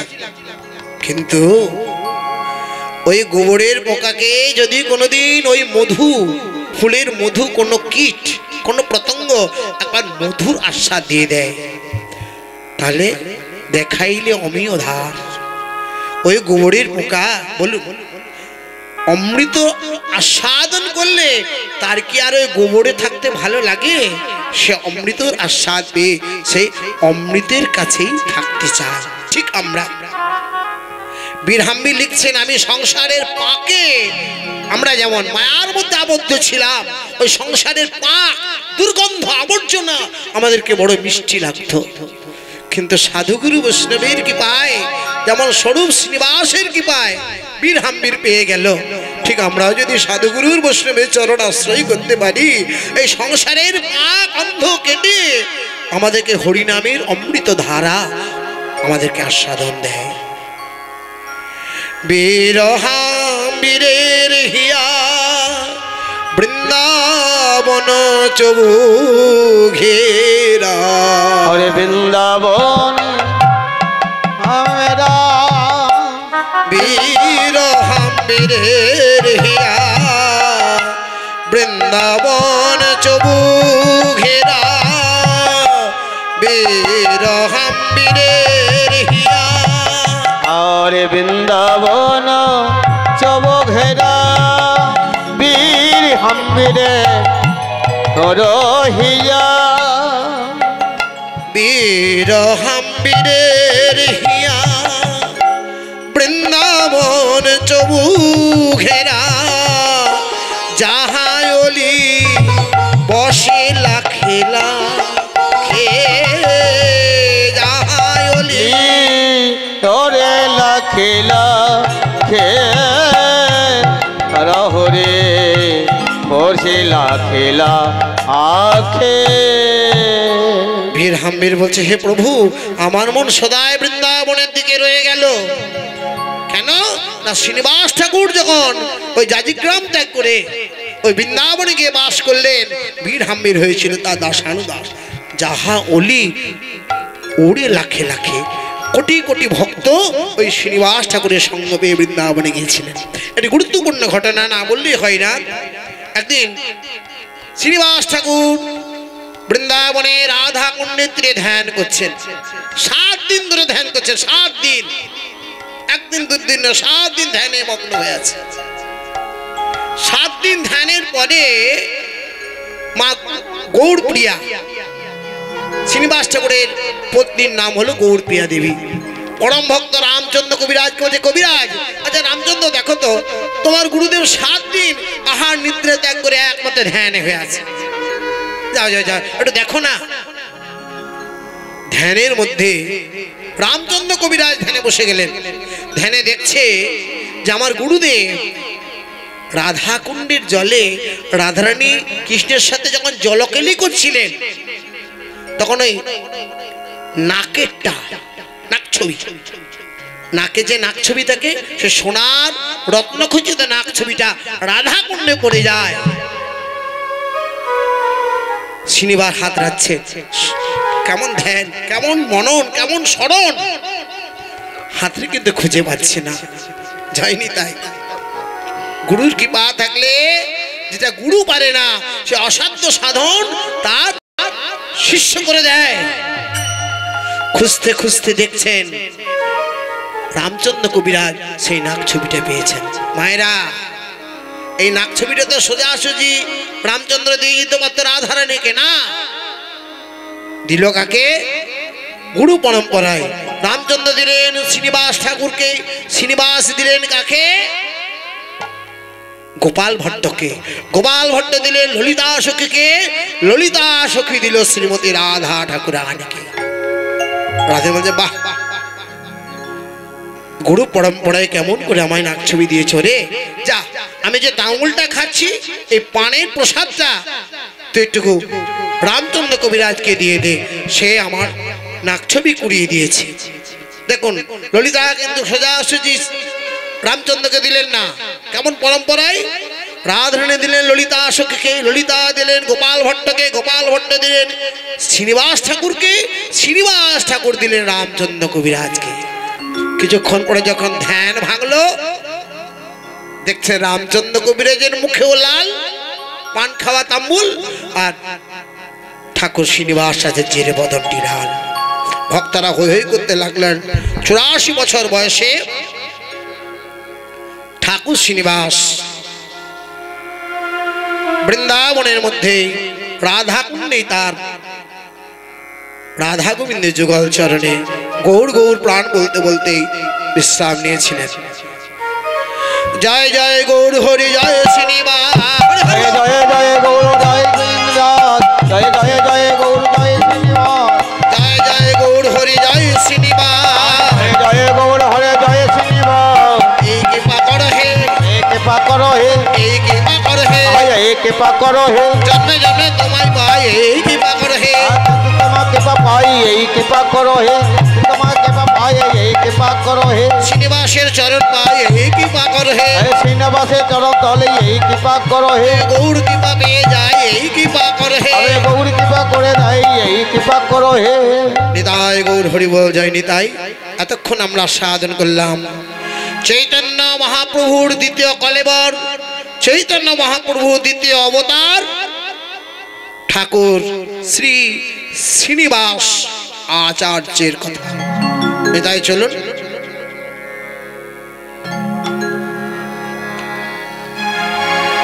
আজকে অত্যন্ত গুরুত্বপূর্ণ একটি যে লীলা পর্যায়ের মধ্যে চলছে পুটবরাগ।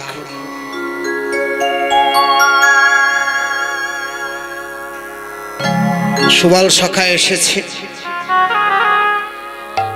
কানাই নয়নের জলে কাঁদছেন, হাতের বাঁশিটা ধুলাতে ধূসরিত, এক মনে আন মনে চেয়ে আছে, কোনো মনে কথা নেই।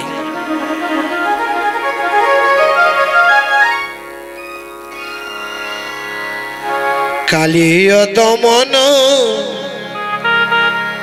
দিন মাহ সখা,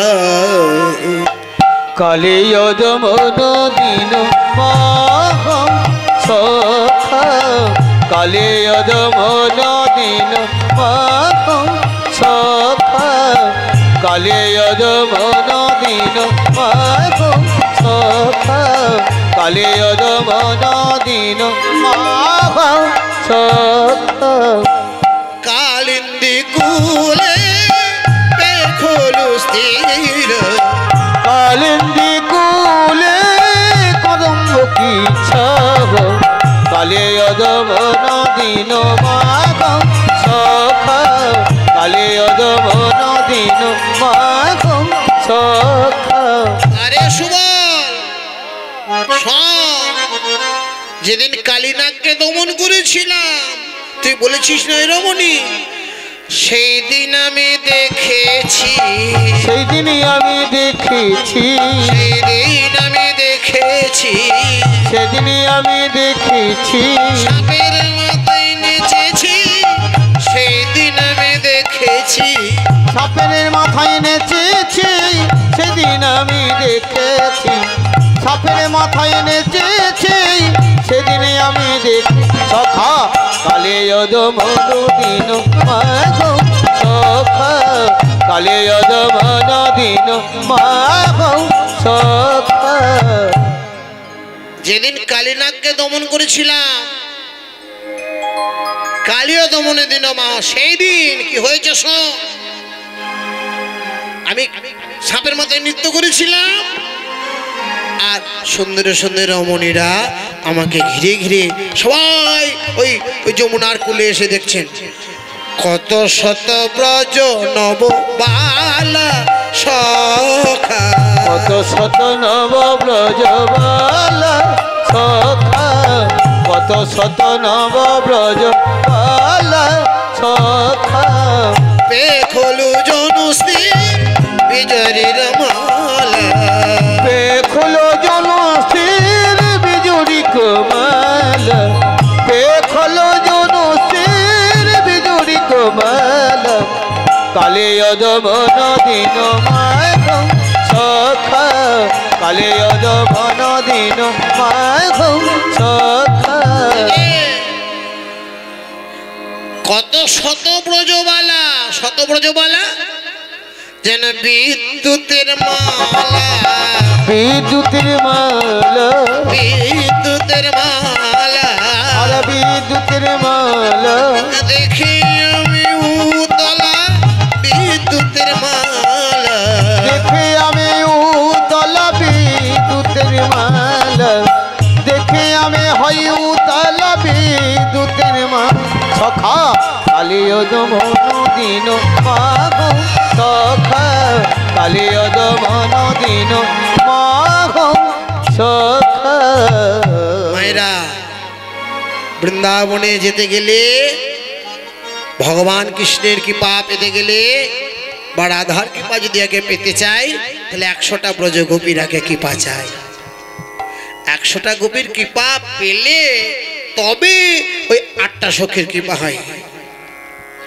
আবার 8টা সখীর কৃপা হলে তবে রাধারানীর কৃপা হয় কি সুন্দর গোবিন্দ দাস ঠাকুরের কথা বলি তো হে ধনে মনে দুই চারি সখা তো হে ধনে মনে দয়ে চারি সখা তো হে ধনে মনে দয়ে চারি সখা হে ধনে মনি মনি দুই চারে দুই চারি দুই চার চার দুগুণে অষ্টজন চার দুকুনে অষ্টজন চার দুগুণে অষ্টজন চার দুকুনে অষ্টজন আগে করি দর্শন চার দুগুণে অষ্টজন আগে করি দর্শন চার দুকুনে অষ্টজন আগে করি দর্শন সফল আমার দুটি নয়ন চার দুগুণে অষ্টজন আবার সফল আমার দুটি নয়ন আবার সফল আমার দুটি নয়ন আবার সফল আমার দুটি নয়ন আবার সফল আমার নদী নয়ন সখা কালে যদমন দিন মাঘ সখা কালে যদমন দিন মাঘ সখা তাহলে 100টা গোপীর যদি কৃপা হয় 8টা সখী ললিতা বিশাখা চিত্রা এদের 8 জনের কৃপা হয়ে যায় এই 8 জনের যদি কৃপা হয় তাহলে 8 জনের মাঝখানে রয়েছে রাধা ঠাকুরানী রাধার কৃপা হয় তো হি ধনে মনি দুই চারি সখা হে ধনে মনে দয়ে চারি সখা হে পুন মন মোহিনী নারী তোনে মোহে মোহিনী আকো নারী হে পুন মন মোহিনী নারী তোহে মনে মোহিনী মোহিনী নারী মন মোহিনী মন মোহিনী মন মোহিনী মন মোহিনী সদাই মন বসতি মন মোহিনী আমার সদায় মনে বসতি মন মোহিনী কালে যদমন দিন মাঘ সখা কালে যদমন দিন মাঘ সখা সকাল থেকে আমরা এই লীলা আস্বাদন করছি পূর্বরাগের এই গুরুত্বপূর্ণ একদম সকাল 6টা থেকে শুরু হয়েছে সেই লীলা আস্বাদন হচ্ছে আর এদিকে কালিন্দীর কুলে সুবল শাখাকে জড়িয়ে কানায় বলছে শোন তহি পুন মন মোহিনী এখন নারী একসঙ্গে 100টা গোপীর কৃপা পেলাম তারপরে 8টা গোপীর কৃপা তারপরে রাধা রানীর কৃপা বলে শোন ওই যে 100টা গোপী দেখলি না আমি সেই মালা জপেছি সেই মালা জপেছি সেই মালা জপেছি সেই মালা জপেছি এই মালা দেখেছি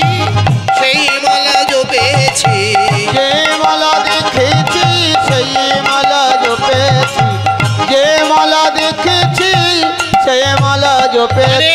এই যে তুই কোন মালা দেখেছিস? কই মালা জপতে তো তোকে দেখি নাই কানাই। তুই মালা জপিস বল? হ্যাঁ। কিভাবে জানিস? হাতে গুনি না। আমি মনে মালা জপেছি, আমি মনি মালা জপেছি, মন মালা জপেছি, আমি মনি মালা জপেছি, সত্য কথা বলেছি, মন মালা জপেছি, সত্য কথা বলেছি, মোলে মালা জপেছি, সত্য কথা বলেছি, মন মালা জপেছি। আমি সত্য কথা বলেছি, আমি যেই মালা দেখেছি সত্য কথা বলেছি। আমি যেই মালা দেখেছি, আমি যেই মালা দেখেছি, আমি যেই মালা দেখেছি, আমি যেই মালা দেখেছি, সখা কালে যমনা দিন মাখো, সখা কালে যমনা দিন মাখো, সখা। তাই এটি গুরুত্বপূর্ণ তত্ত্ব। প্রত্যেকটি পদাবলীর একটি বাহ্যিক অর্থ আর একটি ভেতরের অর্থ থাকে। যে জপের মালা আমরা জপি, এই যে জপের মালা 61টি মালা থাকে কাঠ। এই 61টা মালা এরা কারা? 61 জন গোপী। যে মালা আমরা জপি এই 61টা গোপী কারা? না ললিতা, বিশাখা, চিত্রা, চম্পকলতিকা, রঙ্গদেবী, সুদেবী, তুঙ্গবিদ্যা। এই যে 8টা সখী, এই 8জন সখীর প্রত্যেকের 8টা করে দাসী। ললিতার 8টা, বিশাখার 8টা, চিত্রার 8টা, চম্পকলতিকার 8টা, প্রত্যেকের 8টা করে সখী। তাহলে কতগুলো হয়? 8 জনের 8টা করে সখী, 8 8 64টা দাসী। তার সঙ্গে ললিতা, বিশাখা, চিত্রা, চম্পকলতিকা 8 জন। 64 আর 8 72। এই 72টা সখীর সাথে আরো 8টি রসমঞ্জরী, যারা রাধা গোবিন্দের রসের সেবা করেন, এবং আরো 8 জন সেবা মঞ্জরী। তাহলে 72 8 80 আর 8 88 সেবা পরায়ণা সখী, যারা কেউ তাম্বুল সেবা দেয়, কেউ জল সেবা দেয়, কেউ চরণ সেবা করে, নানান রকমের সেবা করে। এরা সেবা পরায়ণা সখী। তাহলে 88, তার সঙ্গে 8টা হলো গুণমঞ্জরী। গুণমঞ্জরী কারা? যারা চিরকাল সর্বদা শুধু রাধা গোবিন্দের গুণগান বর্ণনা করে। 88 সাথে 8 যোগ হলো 96। এই 96 সাথে 9 জন সখী, অন্তরঙ্গা সখী, যারা ধন্যিষ্ঠা সখী বলে, কমলা, বিমলা, অবলা, মঙ্গলা, সরলা, শ্যামলা। এই যে 9 জন। 96 সাথে 9 যোগ করলে হয় 105। 105-এর সাথে আরো 3 জন, চন্দ্রাবলী এবং তার 2টি সখী ভদ্রা এবং পদ্মা। তাহলে 105-এর সঙ্গে 3 যোগ করলে হয় 108। এই হলো জপের মালা। এমনিতে দেখবেন মালার একটা সুতো থাকে জপে 8টা। এই হলো ললিতা, অভিষেক 8টা সখী পরপর। তারপর ধীরে ধীরে ধীরে বড় বড় যে 8টা কাঠ থাকে, এগুলো হলো 8টা সখী। তারপর থেকে পরে পরে যে সখী, এরা হলো 108 জনেই ব্রজের গোপী। তাই গোবিন্দ বলছেন, শোন সুবল, তোরা তো কাঠের মালা জপিস গোপীদেরকে চিন্তা করে, গোপী ভাবাপন্ন হয়ে, আর আমি যমুনার কূলে ওই ব্রজের গোপীদেরকে দেখে আমি মনে মালা জপেছি, আমি মনে মালা জপেছি, মনে মালা জপেছি, মনে মালা জপেছি, মনে মালা জপেছি, এই মালা দেখেছি, মনে মালা জপেছি, এই মালা দেখেছি, মনে মালা জপেছি, কালে যমনা দিন মাখো, সখা কালে যমনা দিন মাখো, সখা। মায়েরা, কেউ যদি সদা সর্বদা কারো কথা চিন্তা করে, আহার নেই, নিদ্রা নেই, ঘুমায়। শোন, সরহিময় ঝুপইছি, সরহময় ঝুপইছি, মনসুজ ধুমে ঘুমা নাহি দিছি, মনসুধুমে ঘুমে নাহি দিছি, কালে অদমন দিন মাখো সখা, কালে অদমন দিন মাখো সখা। সরহু মঝু মনে বইছি, মনসুজ ধুমে ঘুম নাহি দিছি। সুবল, ওরে সুবল, বল। ওই মনমোহিনী যে নারী, এখনো তো জানেন না ওই নারীটি রাধারানী নাম। ওকে ভালোবাসার আগে আমি একজনকে ভালোবাসতাম। আই কি বললি ভাই? হ্যাঁ, তুই একজনকে ভালোবেসেছি? একজনকে। কাকে রে? ওই নারীকে এত ভালোবাসতাম, ওই নারী সারা রাত আমার চোখে বসতো। তাই? সারা রাত আমরা একসাথে থাকতাম। ও মা, বলিস কি রে?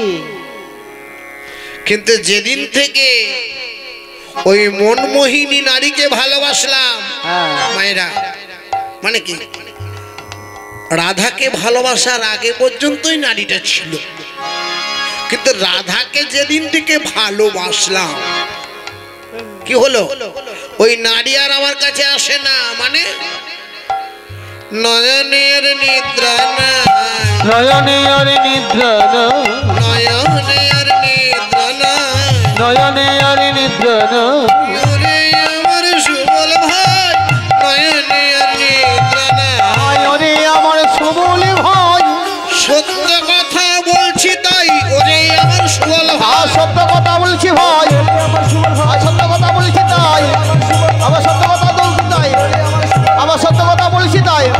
সখা কালে অদমন দিন মাখো সখা, কালে অদমন দিন মাখো সখা। ওই রমণীকে ভালোবাসার পরে চোখে আর আমার ঘুম নাই, মনসুজ ধুমে ঘুমো নাহি দিছি, আর ঘুম আসে না। বাস্তব জগতেও তাই। যদি কোনো ভক্ত রাধা রানীর নাম জপ করে, যদি রাধে রাধে বলে রাধার নাম জপ করে, তার আর কখনো ঘুম আসে না। দিবানিশি সদা সৎপদাসী রাধা নাম জপ করে আর রাধারানী চরণে আশ্রয় নেয়। মায়েরা, বাস্তব জগতে তাই। যতক্ষণ আপনি রাধারানীকে ভালোবাসবেন না, ততক্ষণ আপনার চোখে ঘুম আসবে। কিন্তু যখনই আপনার আর রাধা রানীকে ভালোবাসবে, রাধা রানীর কৃপা হবে, রাধা নাম জপ করবেন, তার আর আপনার চোখে ঘুম আসে না। চোখে ঘুম নেই, আহার নেই, নিদ্রা নেই, কি হয়? রোগ।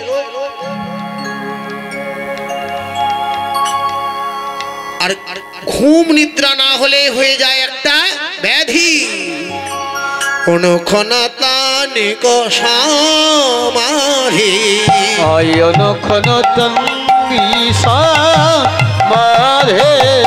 অনুক্ষণতানিক সমাধি, অনুক্ষণতানি সমাধি, কি জানে কইছে বিরহ ব্যাধি, জান কইছে বিরহ বেদি, কই যেন কইছে বিরহ বেদি, কালে অদমন দিন মাখো সখা, কালে অদমন দিন মাখো সখা।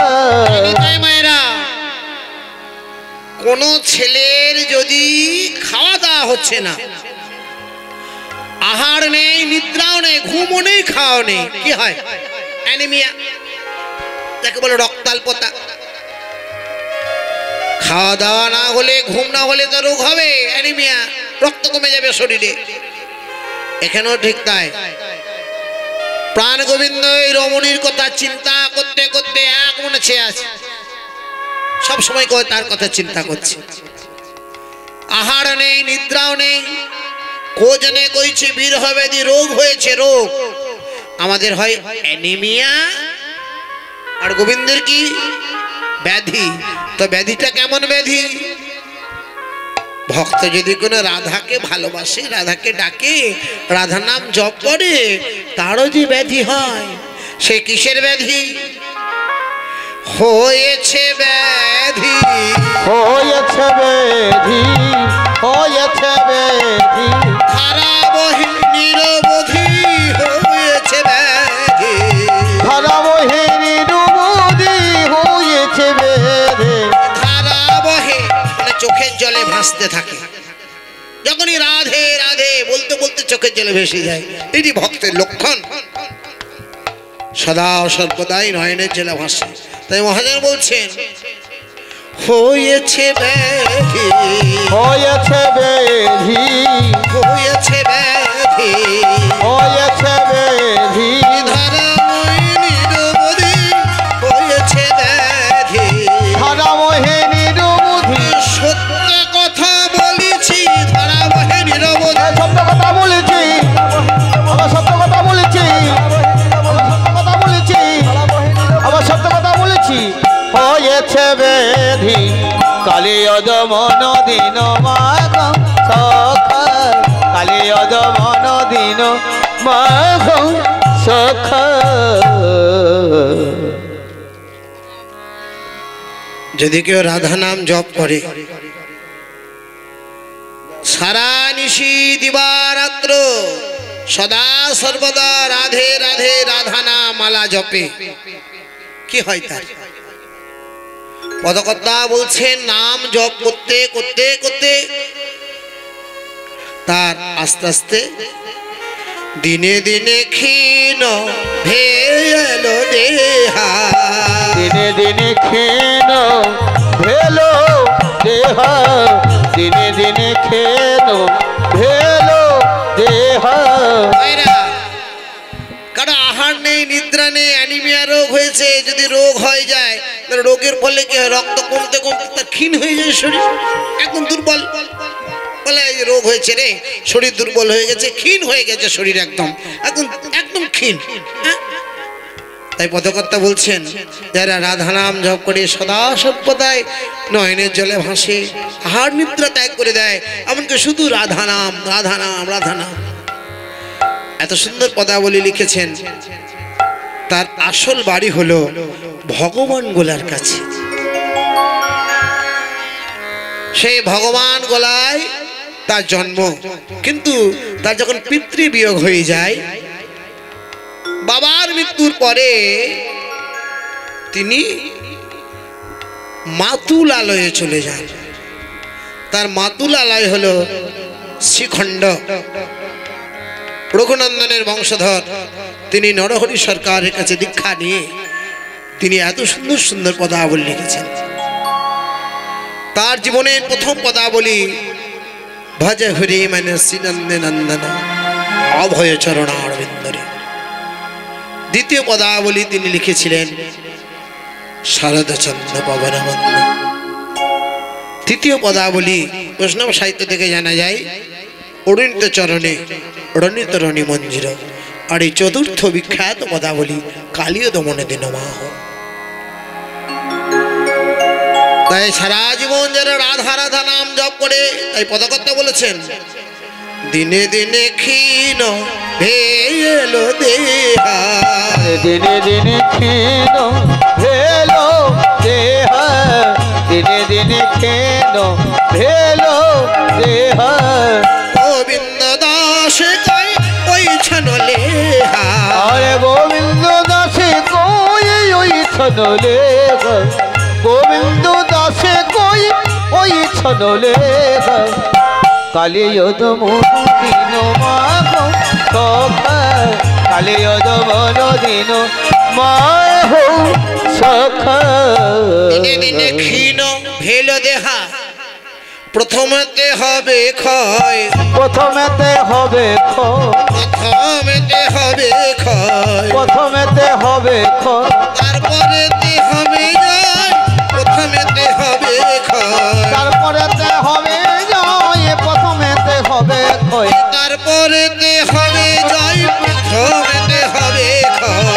তারপরেতে হবে জয়। গোবিন্দ দাসে কয় তারপরেতে হবে জয়। গোবিন্দ দাসে কয় হবে, গোবিন্দ দাসে কয় হবে, গোবিন্দ দাসে কয় হবে, গোবিন্দ দাসে কয় সখা কালে যমন দিন মাঘু সখা, কালে যমন দিন মাঘু সখা। এত সুন্দর যিনি এই পদাবলীর আখরগুলি করেছেন তার নাম বললে অকৃতজ্ঞতা করা যায়। তিনি আমার স্বনামধন্য গুরুদেব কীর্তন সম্রাট সুবল দাস। আখরের বিন্যাস যারা শৌলী, যারা কীর্তন ভালোবাসেন, যারা কীর্তনেই রয়েছেন তারা শুনলেই বুঝতে পারবেন এত মাধুর্যপূর্ণিত আখর একমাত্র তার বদন থেকে, মুখনের শীত অমৃত বাণী থেকে বের হয়। প্রথমেতে হবে ক্ষয় তারপরেতে হবে জয়। গোবিন্দ দাসে কয় যারা কৃষ্ণ নাম করে, যারা ভজন করে তারা প্রথমে ক্ষীণ হয় ঠিকই, কিন্তু ধীরে ধীরে যারা এখন ভজন মার্গে চলে যায় ব্রহ্ম ধারণের মধ্য দিয়ে ধীরে ধীরে তারা সত্যম শিবম সুন্দরম, তারা বলে না প্রমথ দেহ সাধন করিলে কোন সে বরণ হয়, কোন সে যজন যাজন করিলে কোন বৃন্দাবন হয়। তার দেহটি বৃন্দাবনময় হয়ে ওঠে এবং সে রাধা গোবিন্দের যুগল চরণকে আশ্রয় করতে পারে। এইভাবে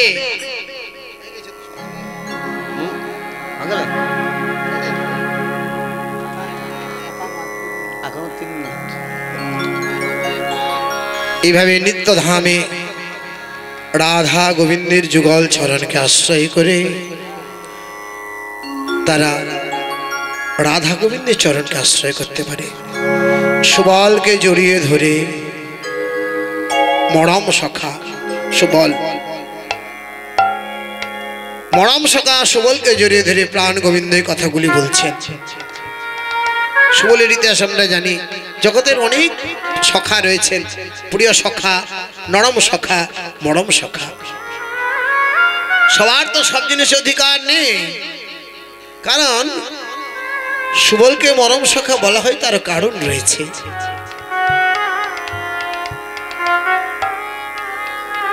লঙ্কায় যখন রাম ও রাবণের যুদ্ধ হয়, একদিকে রাম একদিকে রাবণ, তখন যুদ্ধে রাবণ পরাজিত হয়ে যায়। কারণ রাম হলো স্বয়ং নারায়ণ, ভগবান। ভগবানকে কেউ হারাতে পারে? ভগবানকে কেউ হারাতে পারছে না, নারা রাম। তখন রাবণ নয়নে জলে কাঁদছেন। 7 বছরের ছোট্ট ছেলে তার জ্যাঠামশাইকে বলছে, জ্যাঠামশাই আমি যুদ্ধ করতে যাব। রাবণ বললে, তুই তো মায়ের কাছে একটু অনুমতি নিয়ে, তোর মা যদি অনুমতি দেয় আমি তোকে যুদ্ধক্ষেত্রে বিদায় দেব। ছোট্ট ছেলে তার মা সরমাকে জুড়ে বলছে, মা গো, আজ আমি রামের সাথে যুদ্ধ করতে যাব, তুমি আমাকে সাজিয়ে দাও। ছোট্ট শিশু তরণী সেনকে জড়িয়ে ধরে তার মা সরমা নয়নের যদি কেঁদে কেঁদে বলছে, আরে তরণী, রামের সাথে যদি কেউ যুদ্ধ করতে যায়, আজ পর্যন্ত কেউ ফিরে আসেনি, যে যায় সে বীরগতি প্রাপ্ত হয়। তবে তোকে সাজিয়ে দেবো, কারণ তুই যদি না যাস তাহলে তোর মুক্তি লাভ হবে না। সর্বাঙ্গ সাজিয়ে দিলেন, ললাটে রাম নাম, বদনে রাম নাম, উদরে রাম নাম, বক্ষে রাম নাম, কণ্ঠে রাম রাম রাম রাম। আমার সর্বঙ্গে লিখে দিও রাম রাম নাম। মাগো সর্বঙ্গে লিখে দিও রাম নাম নাম। মাগো সর্বঙ্গে লিখে দিও রাম নাম নাম। মাগো বদন ভরে গাইতে পারি, বদন ভরে গাইতে পারি, বদন ভরে গাইতে পারি রাম নাম নাম।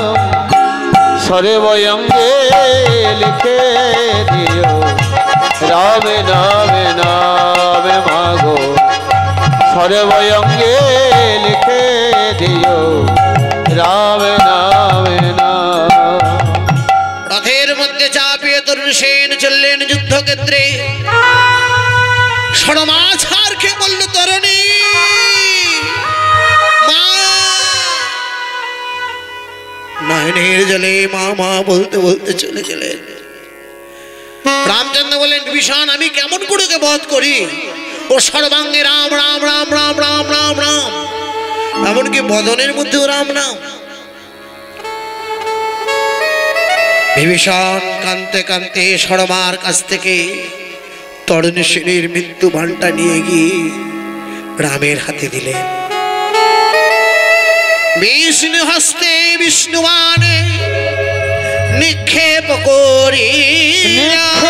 করিল তরুণী সেনের কাটা মস্তক রাম নাম। জয় রাম শ্রীরাম জয় জয় রাম জয় রাম শ্রীরাম জয় জয় রাম। বিভীষণ এই ছেলেটি কে? এর কাটা মাথা রাম নাম গাইছে। এর আগে সবার মস্তক থেকে রাম নাম উচ্চারণ হয়, এর কাটা মাথা। বিভীষণ বলল প্রভু এই আমার পুত্র, এর নাম তরুণী সেন। শোনা বিভীষণ, আজ আমি প্রতিজ্ঞা করলাম এর কাটা মাথা রাম নাম উচ্চারণ করেছে, তাই যেদিন আমি বৃন্দাবনে ভগবান কৃষ্ণ রূপে জন্ম নেব, এই তরুণী সেন হবে আমার মরম সখা, আমার প্রাণের সখা, সুবল সখা। সেই সুবলকে জড়িয়ে ধরে